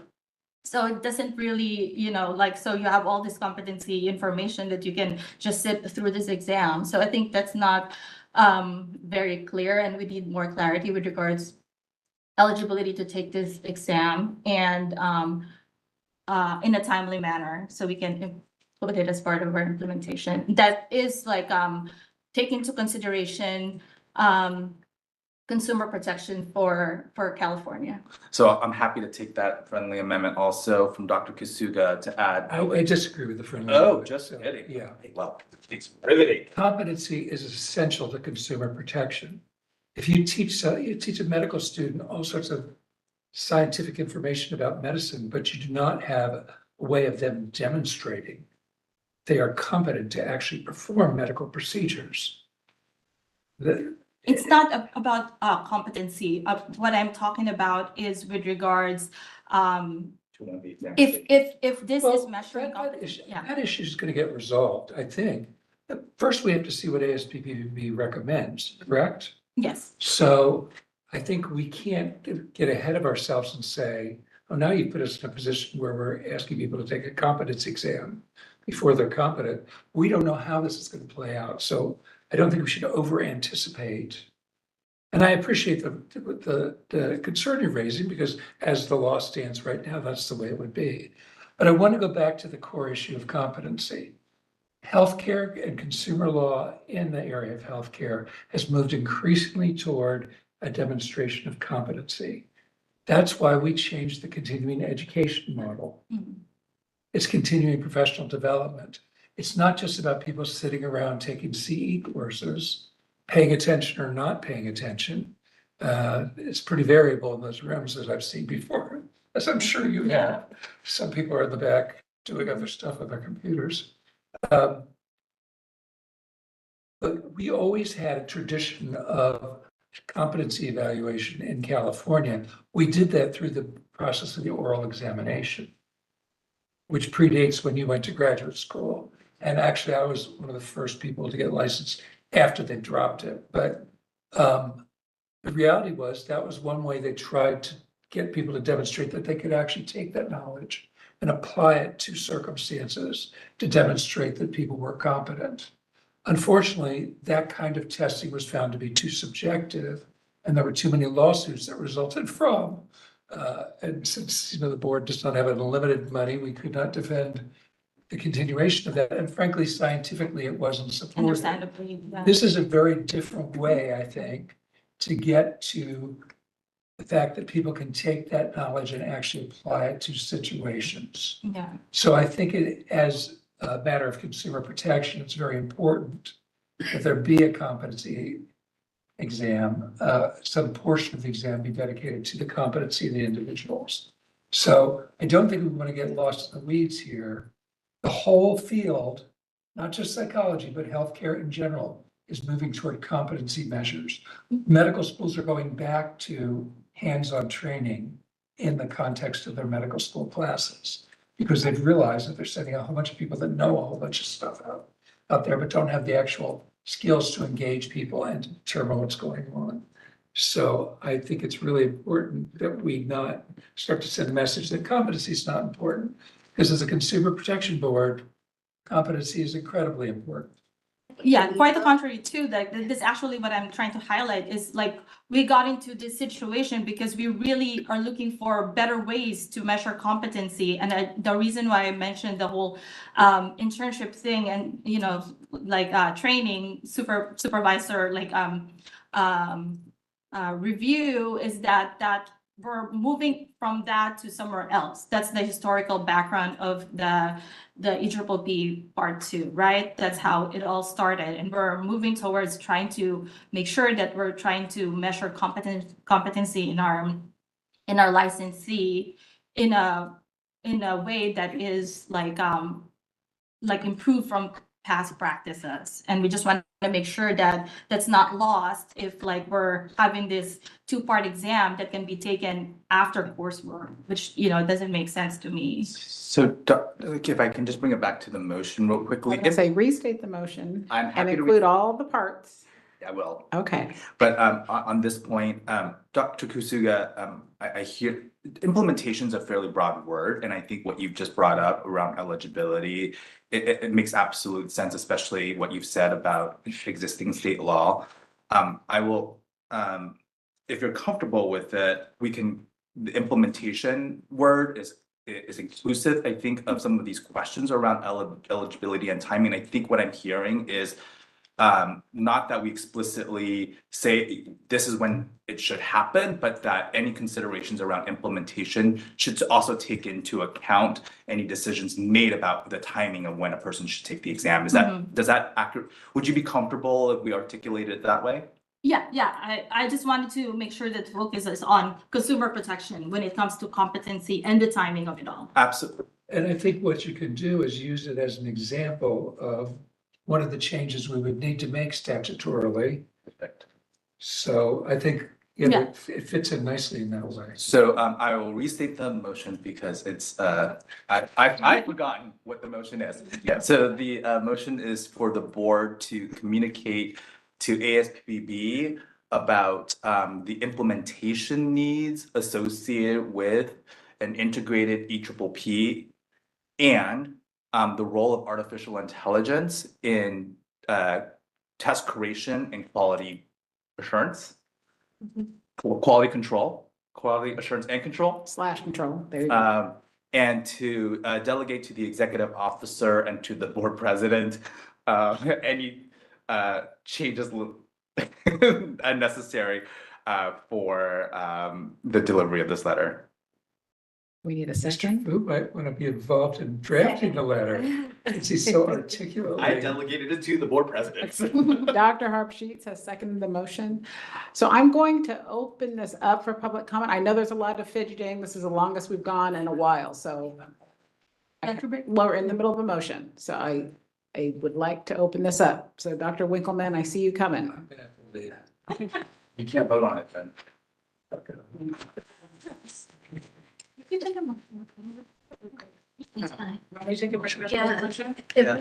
Okay, Dr. Winkleman, you're off for a minute. We're gonna take a 10-minute break because there's a lot of movement. Okay. Oh, it has to be 15. Okay, 15-minute break. Thank you. I needed it, thank you.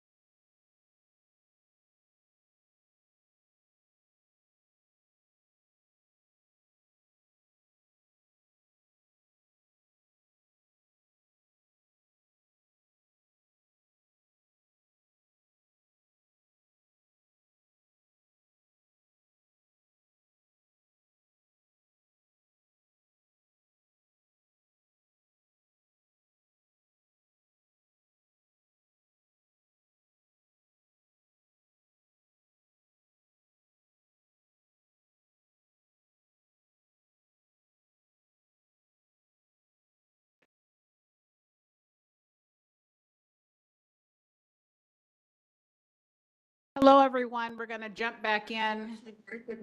Yeah. Miss Mencia, can you please call the roll? Yes. Tate, I'm here. Rogers, Kasuga. Here. Cervantes. Here. Fu, Here. Harpsheets, Are here. Neester, Phillips, Here. Rescate. Here. Quorum established. Thank you so much. So we're going to jump right back into public comment for this item, and Dr. Winkleman is here in front of the microphone, ready to go, and I appreciate it.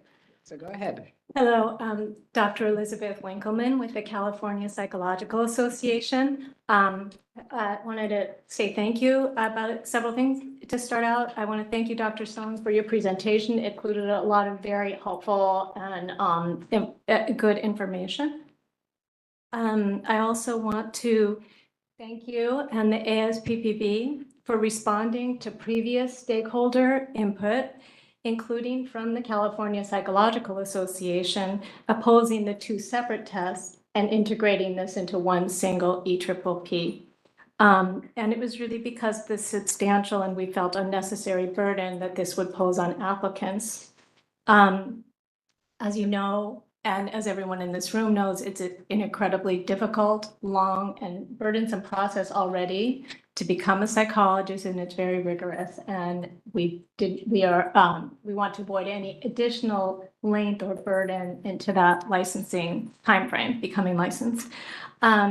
I also really wanted to thank you, Dr. Song, for the improvements that I'm seeing about your plans of going forward, of engaging stakeholders more as you develop the integrated EPPP. I really appreciate that, and I appreciate that the board is planning to, the Board of Psychology is planning to send a representative to the ASPPB meeting. I think that's going to be very helpful, so I'm glad that the budget is available to be able to do that, because as we can see in this discussion, it's a really important issue, and the perspectives and the constraints and legal and regulatory needs of the boards of psychology may not always be evident to the ASPPB. So very glad to hear that. I want to also emphasize that there really is the need to grow a diverse and qualified psychological workforce, and to avoid making this process more difficult. Actually, California Psychological Association was the sponsor of the AB 262, which was aimed at streamlining the licensure process by allowing people to take the EPPP after completing all of their required coursework for their degree. So regarding, and I don't want to relitigate this whole issue, but regarding the competency, one of our concerns about the EPPP2 was that there was no demonstrated need for this additional exam, and that the SPE, the 3,000 hours of supervised professional experience and verification of experience, is how and all the training that people receive in their extensive graduate school and supervised professional experience requires a demonstration of competence, and furthermore, that the low rates of discipline that are currently imposed on psychologists in California and do not show any need for like an additional competence exam. So just to be putting that out there. Also, in terms of the timing of the exam, it's still a pen and paper exam or a computer exam. So this is still things that if people, they're not going into a room like a surgeon having to demonstrate they can perform a surgery on an actual person or on a cadaver or something. This is people, it is still a computer generated, written question and answer. So I'm not sure that people would not be able to take the exam after completing their coursework or their degree. Furthermore, many people have a lot of practical experience. During their training, they engage in practicums, they may have engaged in other aspects of the mental health field prior to getting to the point of finishing their coursework in their doctoral program. And in terms of setting the minimum requirements, that is a minimum requirement, and anyone who feels they don't have sufficient clinical experience to pass the competency exam, nobody is mandating them. And so I really encourage flexibility in allowing applicants to take the exam when they're ready to take the exam. Nobody is mandating it. and in terms of the implementation on the part of ASPPB, I would encourage flexibility for the states, because as you've seen, the implementation is going to be very complex. I would encourage to consider flexibility for the states to determine their own eligibility beyond the very minimum, which I would say maybe is the coursework, which is what is in our law currently. So either completely allowing the states to determine when people can take it, the exam, or maybe putting it at the very minimum, which may be, like in our case, for currently the completing all the coursework necessary for the exam. And another suggestion that I just wanted to raise for consideration again in terms of the implementation, but also not raising additional barriers, because an additional cost of this exam, an additional length of this exam is in effect going to be seen as raising another barrier, as Mr. Burke had mentioned. Our legislature, and I think many other legislatures around the country, are not looking to make it more burdensome to get into a professional mental health care profession, which is so desperately needed, to maybe consider having just these new items integrated into the current exam. I haven't really heard why it would need to be a longer exam or a more expensive exam. And I think there is a potential maybe to be considered to just integrate into, you're calling it an integrated exam, but now you're saying, well, it's going to be integrated, but it's going to be longer and it's going to be more expensive. And just to consider whether it might be possible to just integrate different types of questions within the current exam. So thanks very much. And again, obviously our perspective is we want a qualified workforce. We want a diverse workforce. We want more people to be engaging in the practice of psychology and helping patients around our state. And of course, we want to meet a high quality standard, but we would not want to see things become more difficult and more expensive if there is no need in order to make sure that people are safe. Protecting consumers and are safe to practice and are able to help our Californians. Thank you. Thank you for your comment, Dr. Winkleman. I see you're coming up here. Welcome.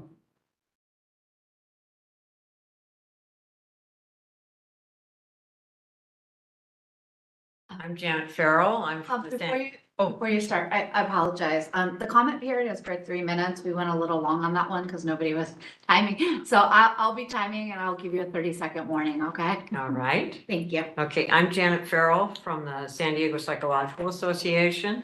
I've been here before. And thank you for all the work you do. The more I come, the more I'm impressed with this board and how much you care about the consumers of California and the psychologists who provide the service for them. I'm really impressed. So to get to my testimony, at the November 8th Board of Psychology meeting, before ASPPB began rolling out the integrated test, I proposed that the board assign to one of the committees, such as the licensing committee, the task of communicating with other states about their plans to develop a licensing exam as an alternative to the proposed revised EPPP. I am again proposing this and have updated information about it. I recently had a very informative phone conversation with John Balamowitz, the presiding member of the Texas State Board of Examiners of Psychologists. He reported that Texas, which was galvanized by the Uvalde school shooting, sees this recent proposed revision of the EPPP to contain more unnecessary barriers to licensure. As Balamowitz put it, ASPPB took that cake out of the oven and is now trying to present it with a different frosting. I know that the California Board of Psychology is very committed to limiting barriers to licensure, and I appreciate that very much. I also know that you looked into developing an examination a couple years ago, and it was too time and resource difficult to do that at that time as an alternative. So let's revisit that with the help of other states. This coming year, the Texas board will ask the Texas legislature for $1 million to start to develop a licensing exam for psychologists as an alternative to the revised EPPP. They are likely to get it, given that the mandate to remove the barriers to licensure came directly from their own legislature after Uvalde. The Texas board welcomes California to join them in using Texas's proposed test. So far, New York, Oregon, Florida, and Tennessee have all expressed renewed interest in doing so. 30 seconds. Thank you. Of course, if ASPP drops their latest profit-driven proposal, which it can certainly afford to do with an $8 million annual budget, and goes back to the original EPPP and lets the states determine how to measure competency, then the states will gladly drop any plans to develop an alternative.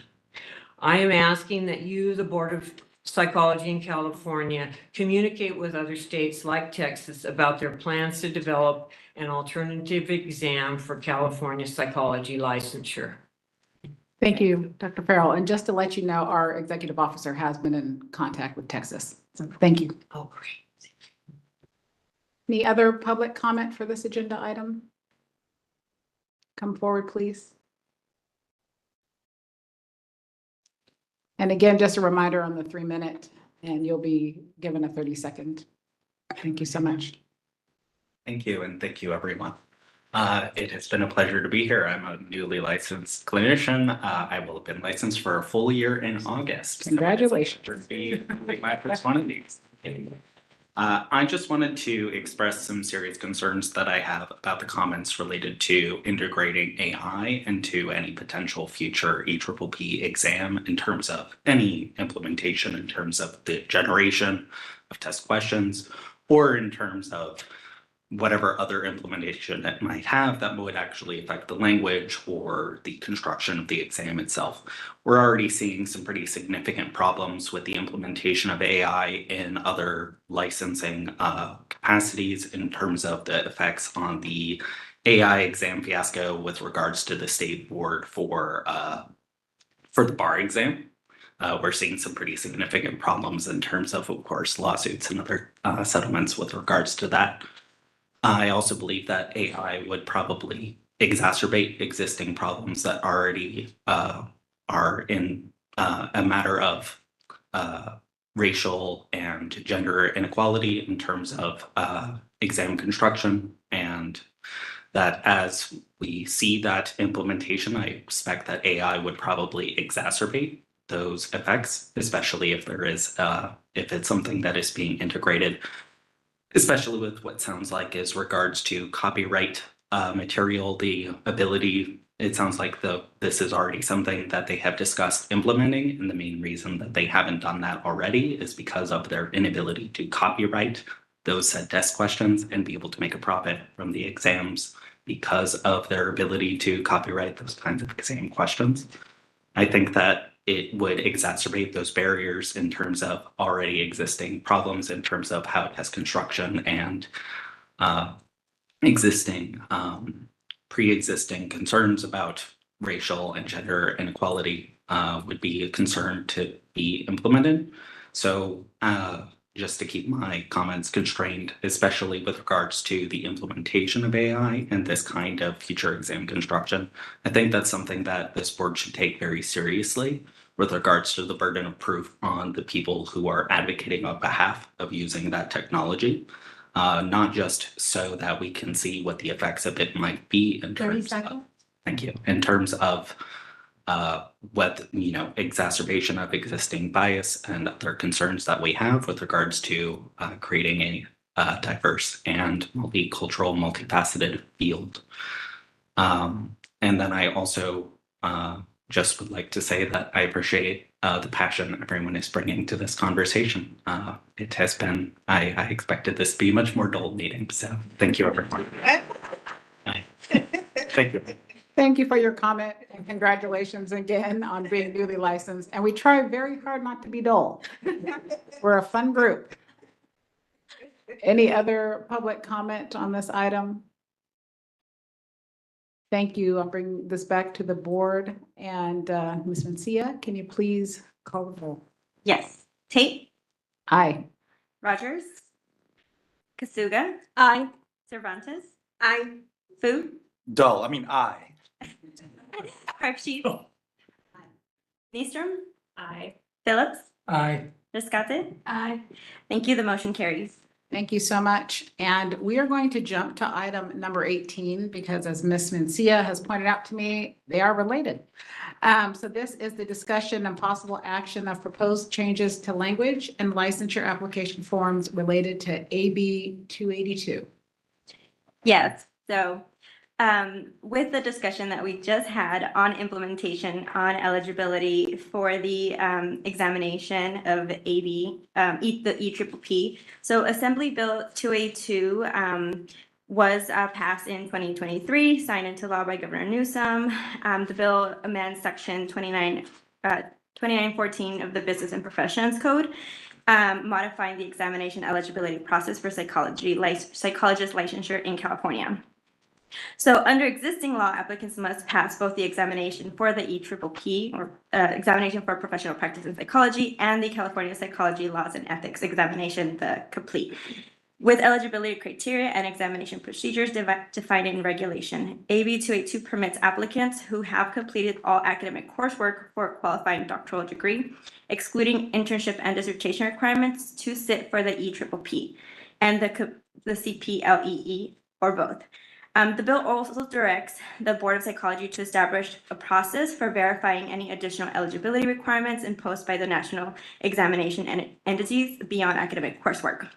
So to implement these statutory changes, the board approved regulatory package on May 19th, 2023, which served a dual purpose: to implement the EPPP Part 2 skills exam, effective January 1st, 2026, incorporating the provisions of AB 282. The amended regulatory language was approved May 10th, 2024, to reflect the updates on both components. However, on October 22nd, 2024, the Association of State and Provincial Psychology Board, ASPBB, announced a pause on the planned implementation of EPPP as a two-part exam. As a result, we suspended our two packages and focused on a standalone package to just implement the AB 282 eligibility requirements. This regulatory language has been completed and is currently under review by the DCA Legal Counsel and Budget Office. Once this review is finalized, the board will incorporate any recommended revisions and the updated regulatory language and its accompanying licensure application forms will be presented to the board at our August 22nd, 2025 meeting. Due to the separation of these regulatory efforts and the pause on the EPPP Part 2, the anticipated implementation date of AB 282 was tentatively rescheduled for 2027. Thank you, Ms. Mencia. Any board comment? This is an informational item at this time. Thank you. Any public comment on this item? Again, it's an informational only. If you do have a public comment, please come forward and have a seat. Thank you. Thank you, Ms. Mencia. Moving on to item number 14. This is the Legislative and Regulatory Affairs Committee update. And Dr. Kasuga is the chairperson. Thank you, Dr. Tate. I'll start it off with agenda item 14A1. This is a hand carry item, and Mr. Burke will start us off with that. Thank you, Dr. Kasuga. This is an informational update, just providing a bit of a timeline on where we've been with Sunset. So in July 2024, we received questions from the legislature. We drafted responses, which were approved by the board in December, and then we sent them over to the legislature on January the 3rd, 2025. The board, the committees, the Joint Senate and Assembly Business Professions Committee reviewed what we'd sent and sent us a background paper with 17 issues and questions. The board met in April after our hearing to approve the final response. We sent that over on, I think, the 24th of April. And then as a result of that process, the committees have amended language relevant to the Board of Psychology into SB 775, which is, if there's any questions on the Sunset review process up to now, we could do that. If not, it's a good time just to go right into 14A, 14B, SB 775.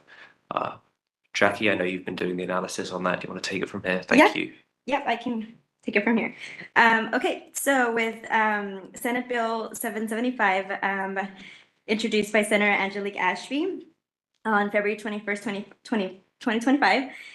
It was introduced as a sunset bill for the Board of Behavioral Sciences, and it was amended on April 30th, 2025 to include the Board of Psychology. This bill extends the statutory authority of the California Board of Psychology and the Board of Behavioral Sciences from January 1st, 2026 to January 1st, 2030, following the 2025 sunset review.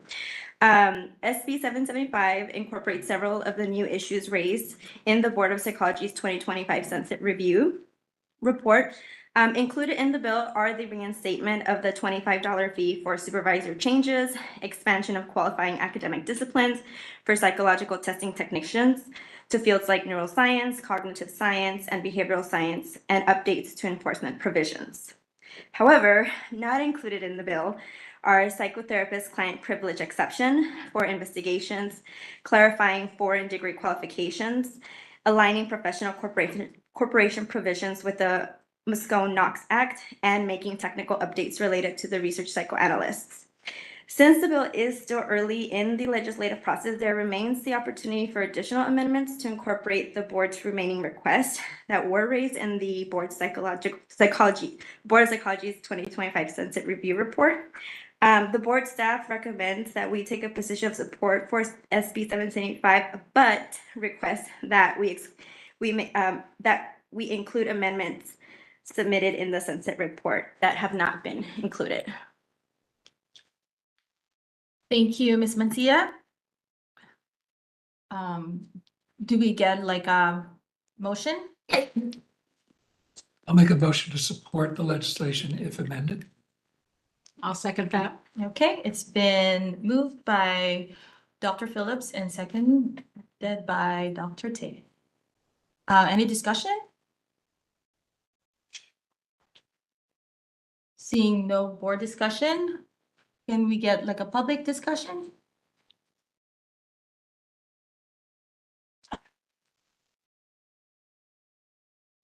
Hi, Dr. Elizabeth Winkleman again from California Psychological Association. Want to thank you again for including the testing technician, expanding the qualifying degrees to become a testing technician. Mentioned that we are strongly opposed to the erosion of the psychotherapist patient privilege language that you are planning to ask to be added, as we've discussed at length in previous meetings and in the hearing. Actually, many other professional groups have also written opposed letters to that. All the main associations of mental health practitioners have also opposed the addition of the language that would erode the psychotherapist patient privilege. But I also wanted to ask a question about the cleanup language in proposed cleanup language in Business and Professions 2913.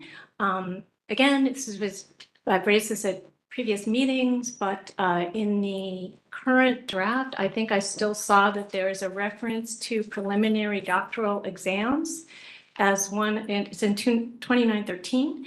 And I thought that the board had decided to remove that from the suggested revisions because some psychology programs do not have preliminary doctoral exams. So just wanted to raise that for clarification. And if you meant to delete that, from the additional proposed revisions. Thank you. We talk about changing. Mary, you have Yeah, we did talk about changing wording and you were at the meeting. And Right, but then when I yeah, read the materials for this meeting, I didn't see the change. So I just wanted to make sure that whatever was being suggested to the legislature did reflect the previous meeting. Maybe I missed it in the materials, but in the materials I saw that that language was still there. Okay, I'll follow up on that because the board did change in Okay. it was April, was it the April meeting we made a change? We did send that over to the legislature, and of course, as you can see elsewhere, some changes were taken up, some not. I have had conversations with the consultant, and they acknowledge, yes, some things have been for policy reasons, some things haven't been simply because it was amended in fairly quickly, and there will likely be other changes to the bill. Okay, thanks very much. Thank you. Thank you. Another public comment? Seeing none, can we call the vote? Yes. Tate, Aye. Rogers, Kasuga, Aye. Cervantes, Aye. Fu, Right. Harpsheets, Aye. Nistra, I'm gonna recuse myself. Phillips, Aye. Rescate. Aye. The motion carries. Thank you. All right. Okay. Moving on to agenda item 14B2. Ms. Mencia, take it away. Yes, SB 470 Bagley King Open Meeting Act, teleconferencing. The proposed bill was introduced February 19th, 2025 by Assemblymember John Laird. As originally introduced, this bill amended the Bagley King Open Meeting Act by permanently extending provisions for state body teleconferencing that were originally set to expire January 1st, 2026. The bill maintains the rules that allow state bodies and advisory boards to conduct meetings via teleconference with several key requirements. For example, that the meetings are visible and audible to the public, remote access is provided, public comments are allowed, agendas are posted online and at least 10 days in advance, and that one member is physically present at a teleconference location. The bill also allows members to participate remotely under certain conditions and mandates roll call votes and public reporting of actions.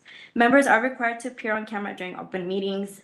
On February 26th, SB 470 was referred to the Senate Committee on Governmental Organizations and the Senate Committee on Judiciary and was set for hearing on March 25th, 2025. On March 25th, SB 470 was re-referred to the Committee on Governmental Organizations and the Senate Committee on Judiciary.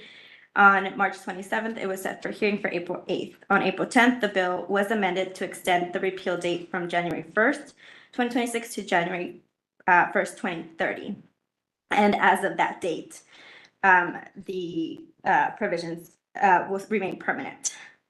As of now, on April 17th, 2025, it was set for hearing for April 28th. And on April 29th, it was ordered for a third hearing, though the date has not been set.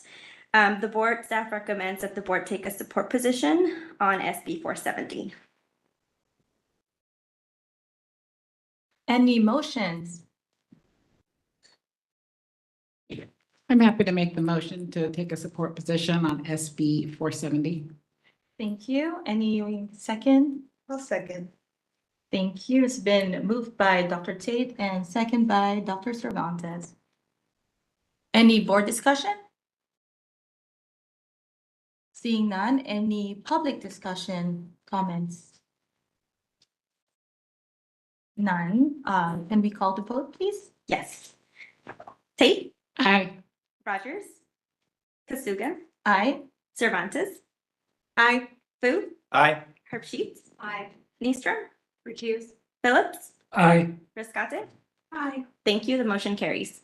All right, moving on to 14B3, SB 641. Yes.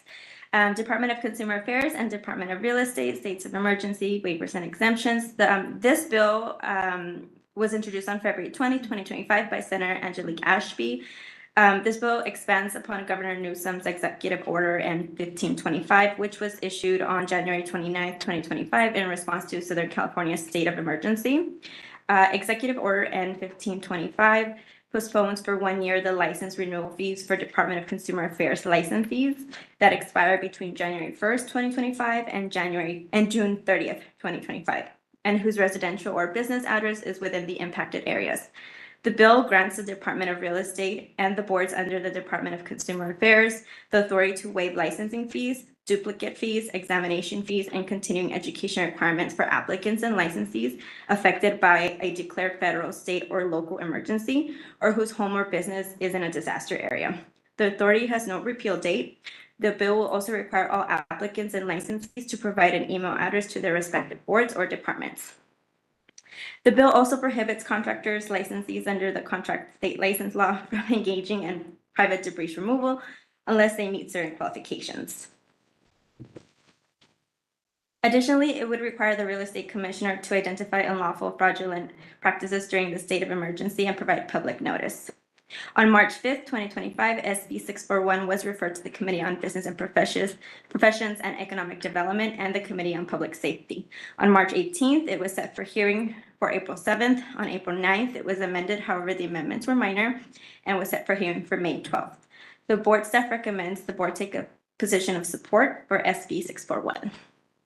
All right, thank you.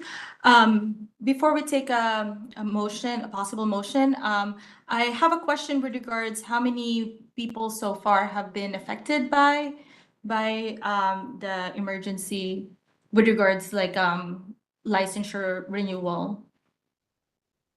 Do we have like Stephanie? I don't have the specific numbers. We are tracking it. The last time I looked, I believe 13 people had been impacted. This is as of about a month ago. Some of them, obviously, it's automatic based on the zip code for your address of record. Some people have then contacted us saying, oh no, I want to pay now because of course the renewal fee isn't waived, it's merely deferred. So people would like to pay it over the 2 years rather than having to pay in 2 consecutive years. So yes, we're tracking it and doing it, and we are keeping in mind the sort of governor's instruction that there are people whose maybe their address doesn't fall exactly within that area, but we're trying to be as helpful as we can with everyone because so many people have been affected in so many areas in so many ways. We're aware of that. Mm-hmm. Thank you, Mr. Burke. I just wanted to acknowledge both that we wanted to support the field and the governor in terms of making sure that we are providing help with as many licensees as possible. At the same time, looking at making sure that we're tracking how the fiscal impact of this, which is very minimal at this point. So that truly outweighs the benefit of the waiver. And like what Mr. Burke said, this is like a waiver. Happy to make a motion to support. Thank you, Dr. Tate, and second by Dr. Harb-Sheets. Any other board discussion? Seeing none, how about public member discussion, comments? None. So please call the vote. Okay. Tate? Aye. Rogers? Kasuga? Aye. Cervantes? Aye. Fu? Aye. Harp-Sheets? Aye. Neestrom? Recuse. Phillips? Aye. Rescate? Aye. Thank you. The motion carries. Okay, moving on to B4, SB 579, please. Yes. Mental Health and Artificial Intelligence Working Group. The proposed bill was introduced on February 20, 2025 by Senator Stephen Padilla. The bill would require the Secretary of Government Operations, who is appointed by the governor, subject to confirmation by the Senate, to appoint a Mental Health and Artificial Intelligence Working Group by July 1st, 2026. That would determine the role of artificial intelligence in mental health settings. This bill would require the working group to take input from various stakeholder groups, including health organizations and academic institutions. The bill would require the working group to produce a report of its findings to the legislature by July 1st, 2028. As of March 5th, 2025, SB 579 was referred to the Senate Committee on Governmental Organization. It was set for hearing on March 25th and was amended. However, the amendments were minor. As of April 4th, it was set for hearing on April 21st. And on April 21st, the Appropriations Committee referred the proposed bill to suspense file. The board staff recommends that the board take a position of support if amended to include psychologists in the work group. Just a little bit of background. I think that is important for a psychologist to be part of the work group because the needs of psychologists is there's some uniqueness to our needs that may not be addressed by other mental health professionals. So having representation will be most helpful for what we're looking at. I make a motion to support this bill. Thank you, Dr. Harpsheets. Any second? Second. Okay, it's been moved by Dr. Harpsheets and seconded by Dr. Phillips. Any other board comments, discussion, questions? Seeing none. Any public comments? Okay, go ahead.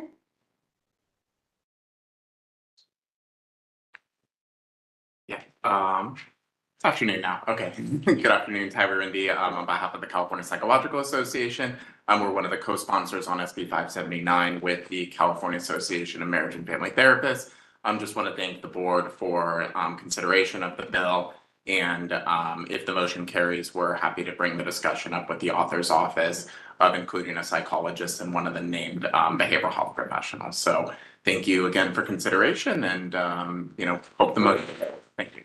Thank you. Any other public comment? Seeing none, let's have a vote.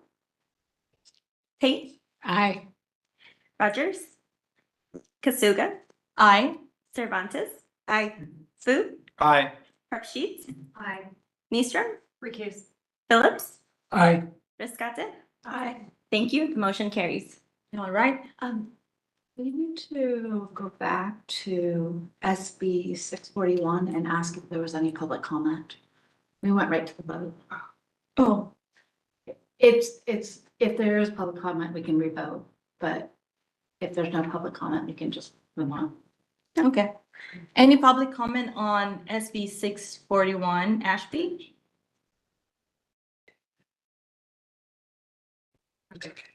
Seeing none. Thank you. I apologize. I missed that. No problem. So moving on to 14C, item 1, bills with active positions taken by the board. We only have one, and this is updates for information only. I'll have you take it away, Ms. Mencia. Yes, AB 489, Healthcare Professions, Deceptive Terms or Letters, Artificial Intelligence. The proposed bill was introduced February 20, 2025 by Assemblymember Mia Bonta. AB 489 would establish legal provisions that prohibit artificial intelligence use of certain terms, letters, or phrases that falsely suggest or imply that the care being provided by AI is from a licensed or certified natural person in healthcare profession. The bill would also expand upon existing laws that make it illegal for unlicensed individuals to use terms or communications implying they are authorized to practice a healthcare profession. The bill holds entities deploying AI technology responsible if they are using AI language in the AI's advertising or functionality. Violations would be subject to enforcement by the appropriate healthcare boards, with each instance of misuse considered a separate violation. On February 27th, 2025, AB 49 was presented to the board for possible position. The board determined to support AB 49 and also requested the following amendments to strengthen the language. And that is the inclusion of the words reports and assessments to section C. On March 17th, 2025, AB 49 was referred to Assembly Committee on Business and Professions and the Committee on Privacy and Consumer Protection in collaboration with the Board of Registered Nursing and the Assembly Health Committee. On March 28th, 2025, the board submitted proposed amendments to AB 489 to the Business and Professions Committee. And on April 10th, AB 489 was amended. These amendments include the board's recommendations of assessments and reports, as well as authorizing healthcare professional licensing boards to pursue injunctions or restraining orders to enforce provisions under the bill. On April 21st, 2025, AB 489 was re-referred to the Committee on Privacy and Consumer Protection. Thank you, Ms. Mencia, and I just wanted to commend the work of board staff with regards getting this amendments included in the bill. Okay. Any comments? Any public comments? Seeing none, we'll move on to 14. Do we have to? Yeah, I was gonna suggest, just for the watch bills, they're already in everyone's material, so we don't have to go through. Yes. So just Yeah. open it up. Any questions on watch bills? Okay. Yes. So yeah, perfect. Well, we have Ms. Mencia here, and that's 14D 1 to 9. Any board questions? Seeing none, any public comments, questions? None? That concludes 14, agenda item number 14. So at this time, we will take a break for lunch. It's about 12:15. We will come back at 1 o'clock and resume with item number 15. Thank you so much.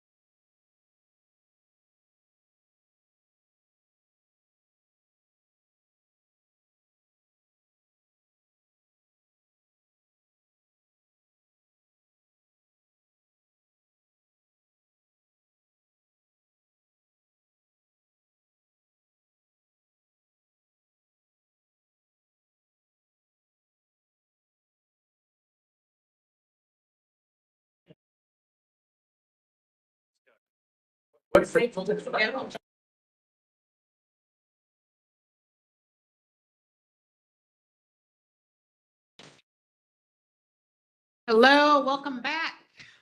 I hope everyone enjoyed their lunch. And Ms. Mancia, can you please call the roll?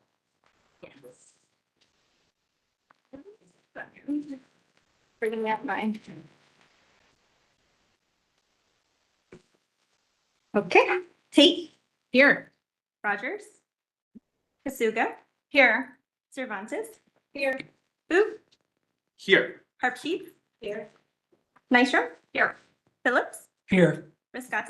Here. Thank you, we have quorum. Thank you so much. We are jumping to agenda item number 15. Dr. Kasuga, did you want to present this item? Yes, thank you, Dr. Tate. So agenda item number 15 is legislative items for future meeting. The meeting. Oh, no. Is it a person?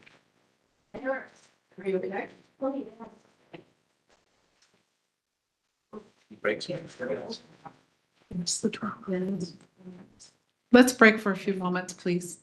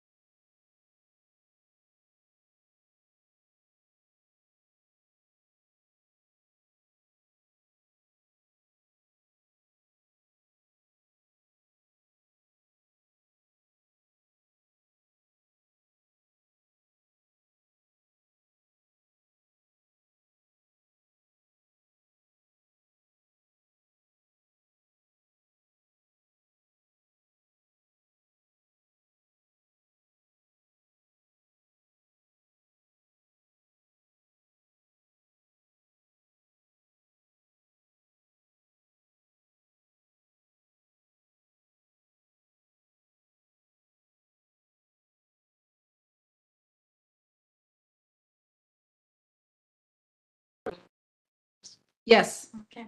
Sorry. Thank you. I just want to make sure everyone's situated and comfortable. Okay.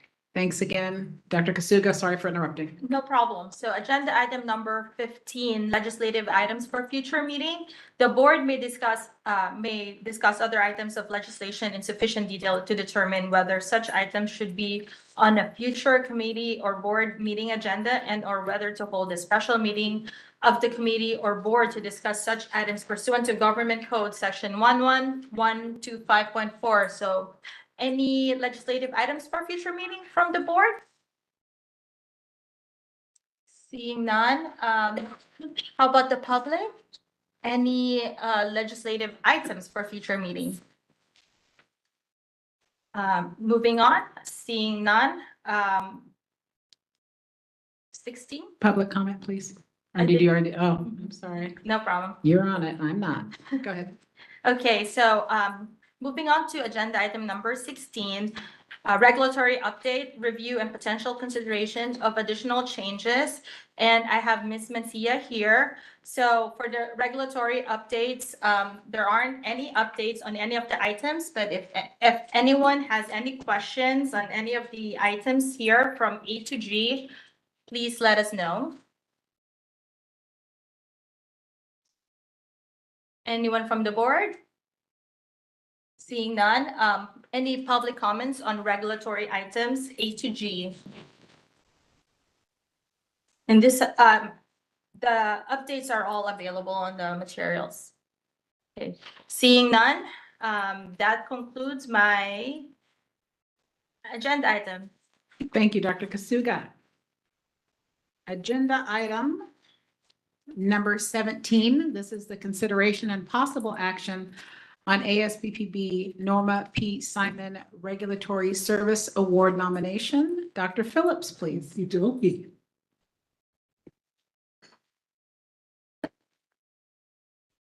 Many of you on the board know Jackie Horn, Dr. Jackie Horn, who was on the board for a very long time.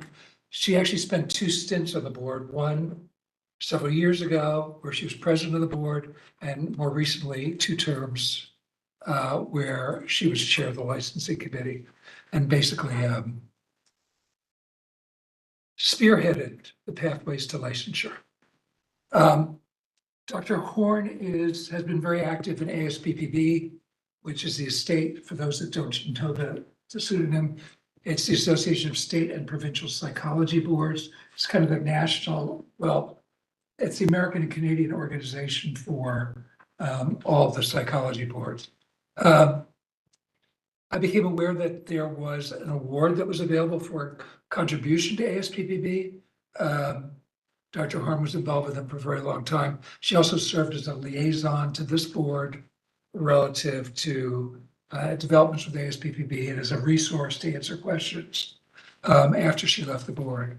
So I'd like the board to, I move for the board to approve a letter written by the president of the board recognizing the state, national, and international contributions of Dr. Horn and to nominate her for the award, which is the Norma P. Simon Award of ASPPB.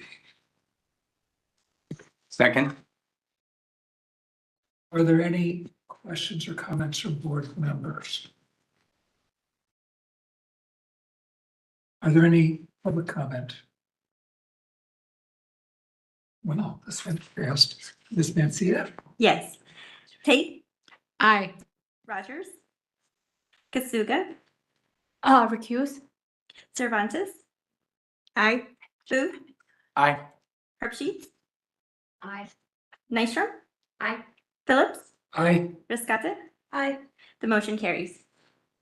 Thank you so much and congratulations to Dr. Horn. Can I make a comment that I love Dr. Horn, but I'm not sure about involvement with ASPPB as far as committees, so just have to recuse myself for that. Perfect. Thank you. Agenda item number 20 is recommendations for agenda items for future board meetings. The board may not discuss or take action on any matter raised during this public comment section, except to decide whether to place the matter on the agenda of a future meeting. Board members who have suggestions besides mindfulness, okay, I got it. Yeah. Okay, mindfulness activity. Anything else? Any public comment at this time? This is for agenda item number 20, recommendations for agenda items for future board meetings. Come forward, Dr. Ford. And pull that microphone really close.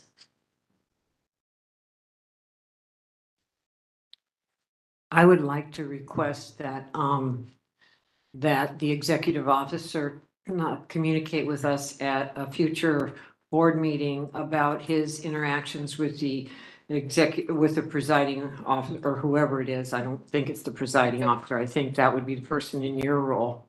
But whoever you're communicating with on the Texas board, particularly about this upcoming legislation that they're proposing for developing their own alternate test for licensure.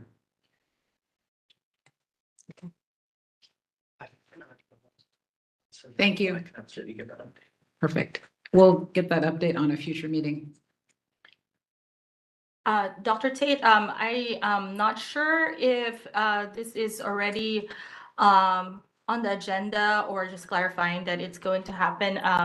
The stakeholder meeting for the Board of Psychology, BBS. I don't know if it's going to happen in the next licensing committee. Just wanted to make sure that that is scheduled and that we provide stakeholders ample time to. I believe it's July 11th. July, but Ms. Chung and I are going to have a meeting on that next week to talk about some updates and stuff. But currently, we're talking about July. Okay. So, yeah. Okay, thank you. Perfect. Thank you so much. I know that it says we're going into closed session, but we do not have any closed session items, but I do have 2 more items.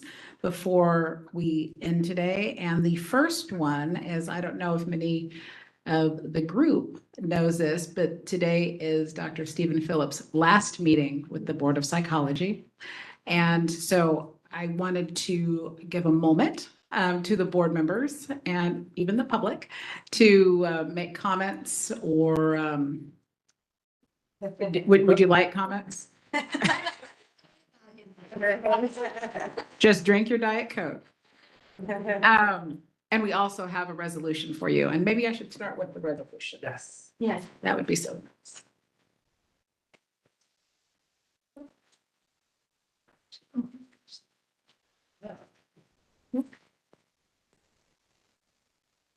So a lot of fun things. But at the end of the day, it's resolved that the Board of Psychology and Department of Consumer Affairs Director, by token of this resolution, on behalf of the state of California, express their deepest gratitude to Stephen Phillips for his wisdom, leadership, excellence, dedication, and valuable contribution and exemplary service during his term on the Board of Psychology.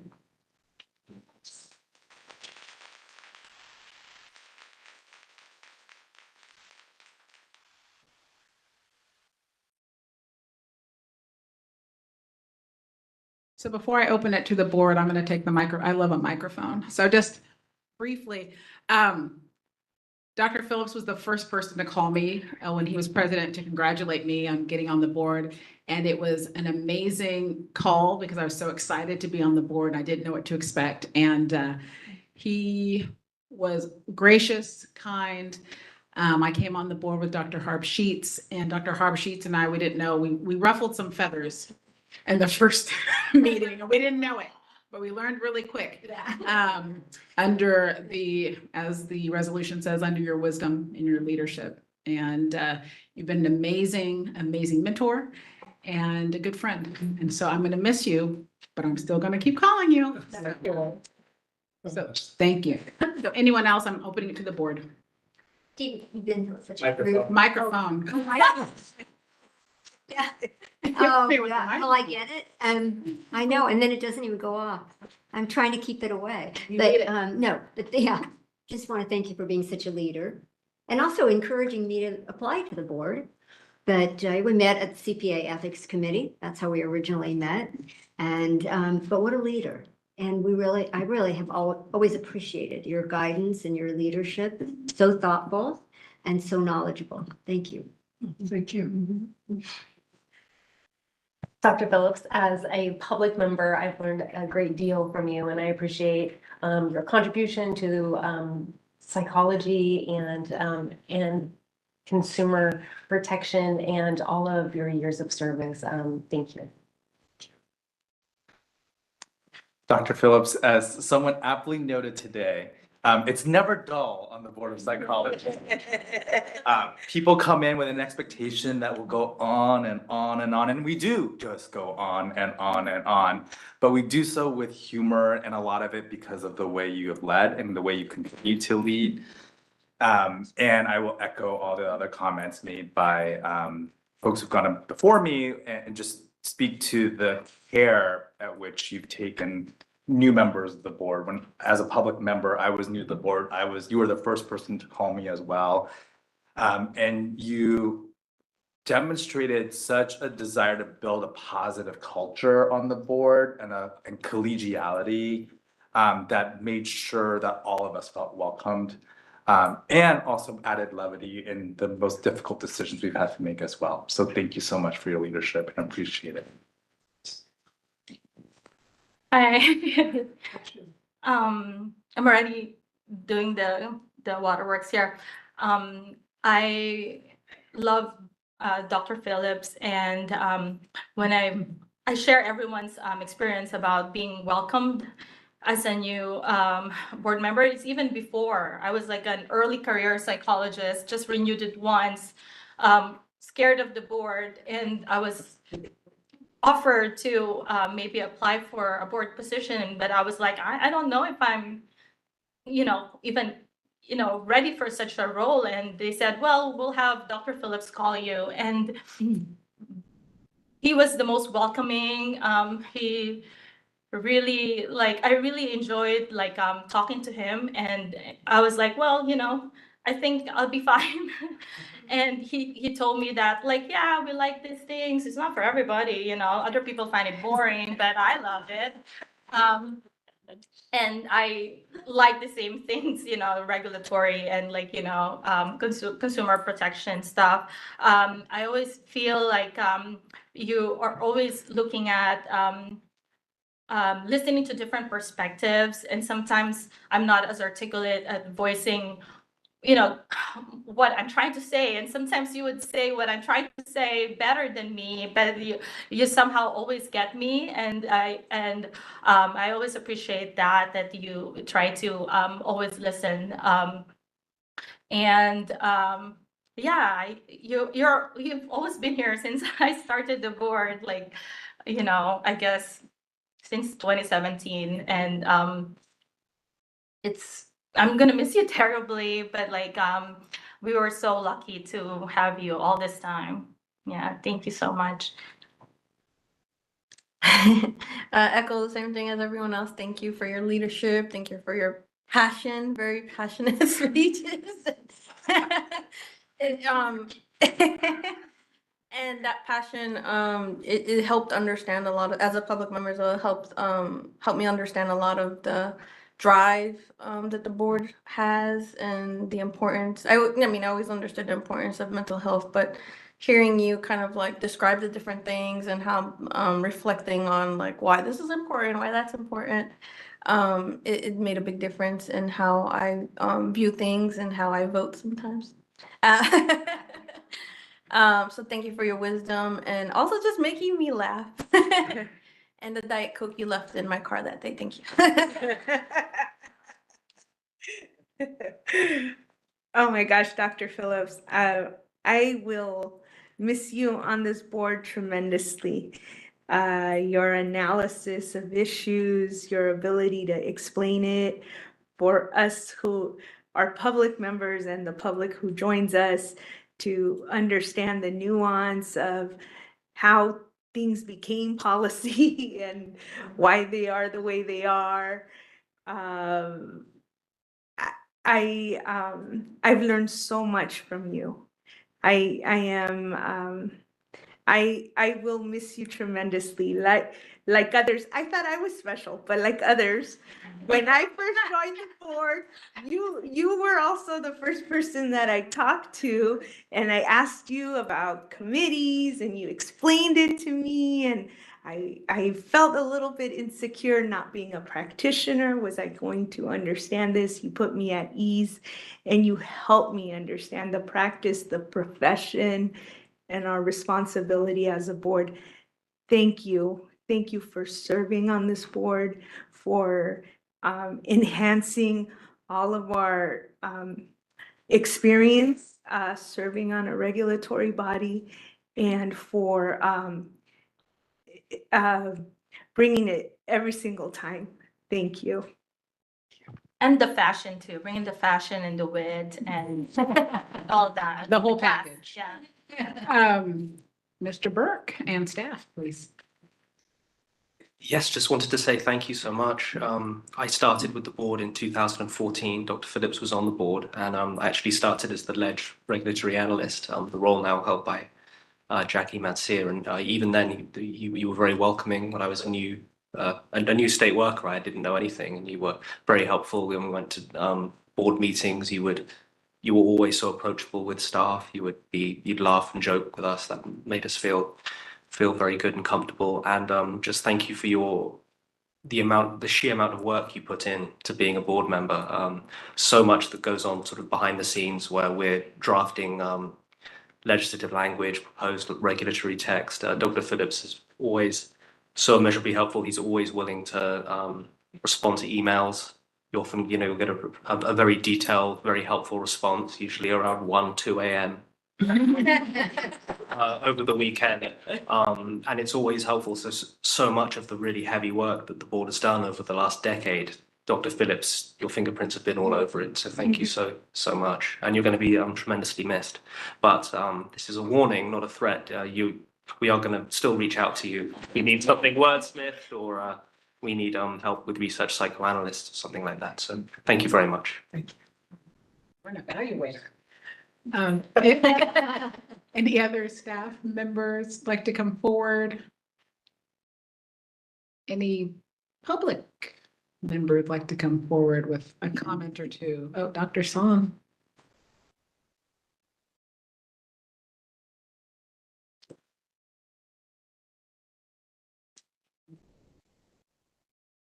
I very new to regulatory board with psychology, but I'm so lucky to be with you in the last two in-person meeting, including this one, and every time when Dr. Phillips kind of talk, that really it's a kind of so compassionate leadership and also very holistic view, like well, what today he said about the competence for healthcare providers. Yeah, not just the book knowledge, need to show the real kind of interaction with clients. This is so comprehensive and so convincing. As a kind of, I'm also a researcher, so I really like this kind of a very objective but very scientific based way to explain things so well, and also your kind of a very deep understanding of kind of assessment, this kind of a licensure exam versus psychological testing. I've been in this kind of a large prudential assessment since I got my master degree kind of from Rutgers, and then my PhD from Rutgers for 20 some years. So you are so I'm so impressed by your deep understanding and also the way you can convey this message to the board and to the public. I'm going to miss you, and please kind of a response to our call. We need a person all the time. Thank you. There's so many places you can go, Dr. So many options.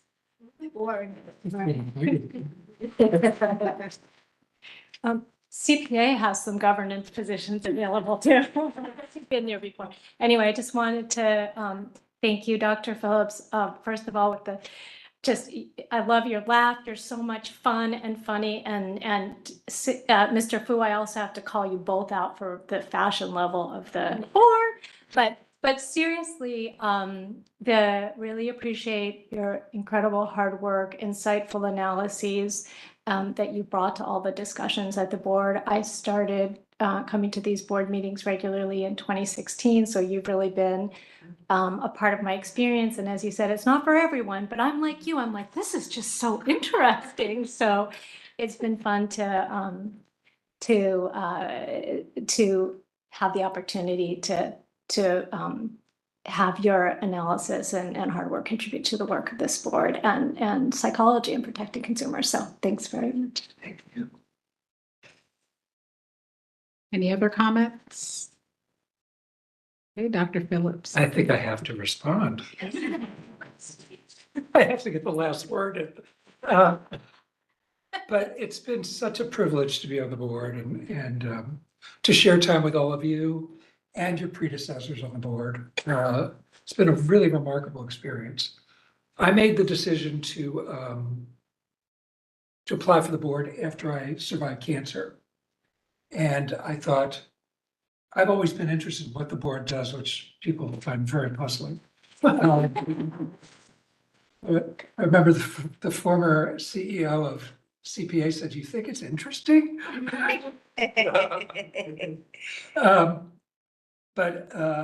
So I applied and it came to pass.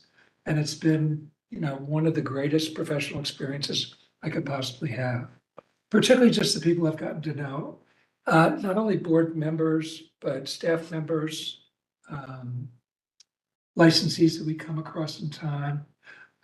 We've had some regular visitors before, some of them didn't like me, but I liked them. But it's been a really incredibly enriching experience to be of service to my profession and to the consumers of the state of California. And just like to thank you all for the opportunity, and it's been a real fun thing. I've been on the board for 12 years now. And I am ready to hang up my spurs. I'm getting to a point in my life where I'm starting to cut back on my commitments to things, so it kind of comes at the perfect time. As I slowly wind down over time. You know, a lot of psychologists talk about wanting to practice psychology till they die. I'm not a psychologist. I have compassion for myself. I'm gonna go live in Europe for a couple of months or something, but I'm not, it's gonna be a couple more years before I semi-retire, but I've started to cut back on other parts of my life, like teaching, and I will just look back on this and all of you with a great deal of fondness. And it's so wonderful to see psychologists and other folks show up at these meetings. For years, it was like crickets out there. There'd be like maybe an attorney, Elizabeth. It was like a lot of empty seats, and it's wonderful to see everybody have an opportunity to see what the board does. And that we're actually fairly logical, and we are practicing psychologists, at least 5 of us are, and all of us, whether a public member or a psychologist, do give good consideration to what it's like to be a psychologist and what it's like to practice healthcare in the contemporary United States. And it's pretty crazy, isn't it? And sometimes I think people think we make it worse. I will remember most of all going through the CPD hearings for continuing professional development, where everybody was hysterical and angry at us and told us we were doing the wrong thing. And now every psychologist I talk to says, oh, this is so much easier than by and large. That's the response back we've gotten.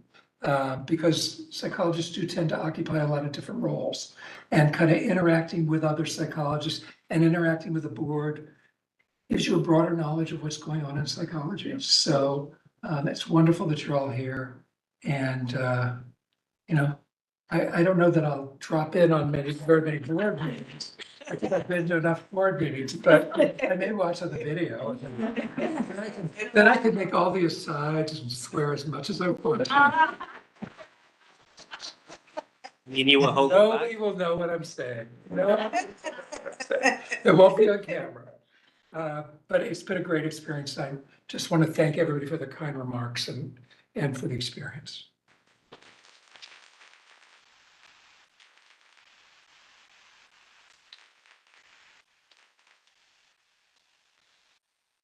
Thank you. Okay, the second thing before I adjourn, Mr. Polk, can you please tell us our CPD credit? You're already packing up. Having said CPD, speaking on.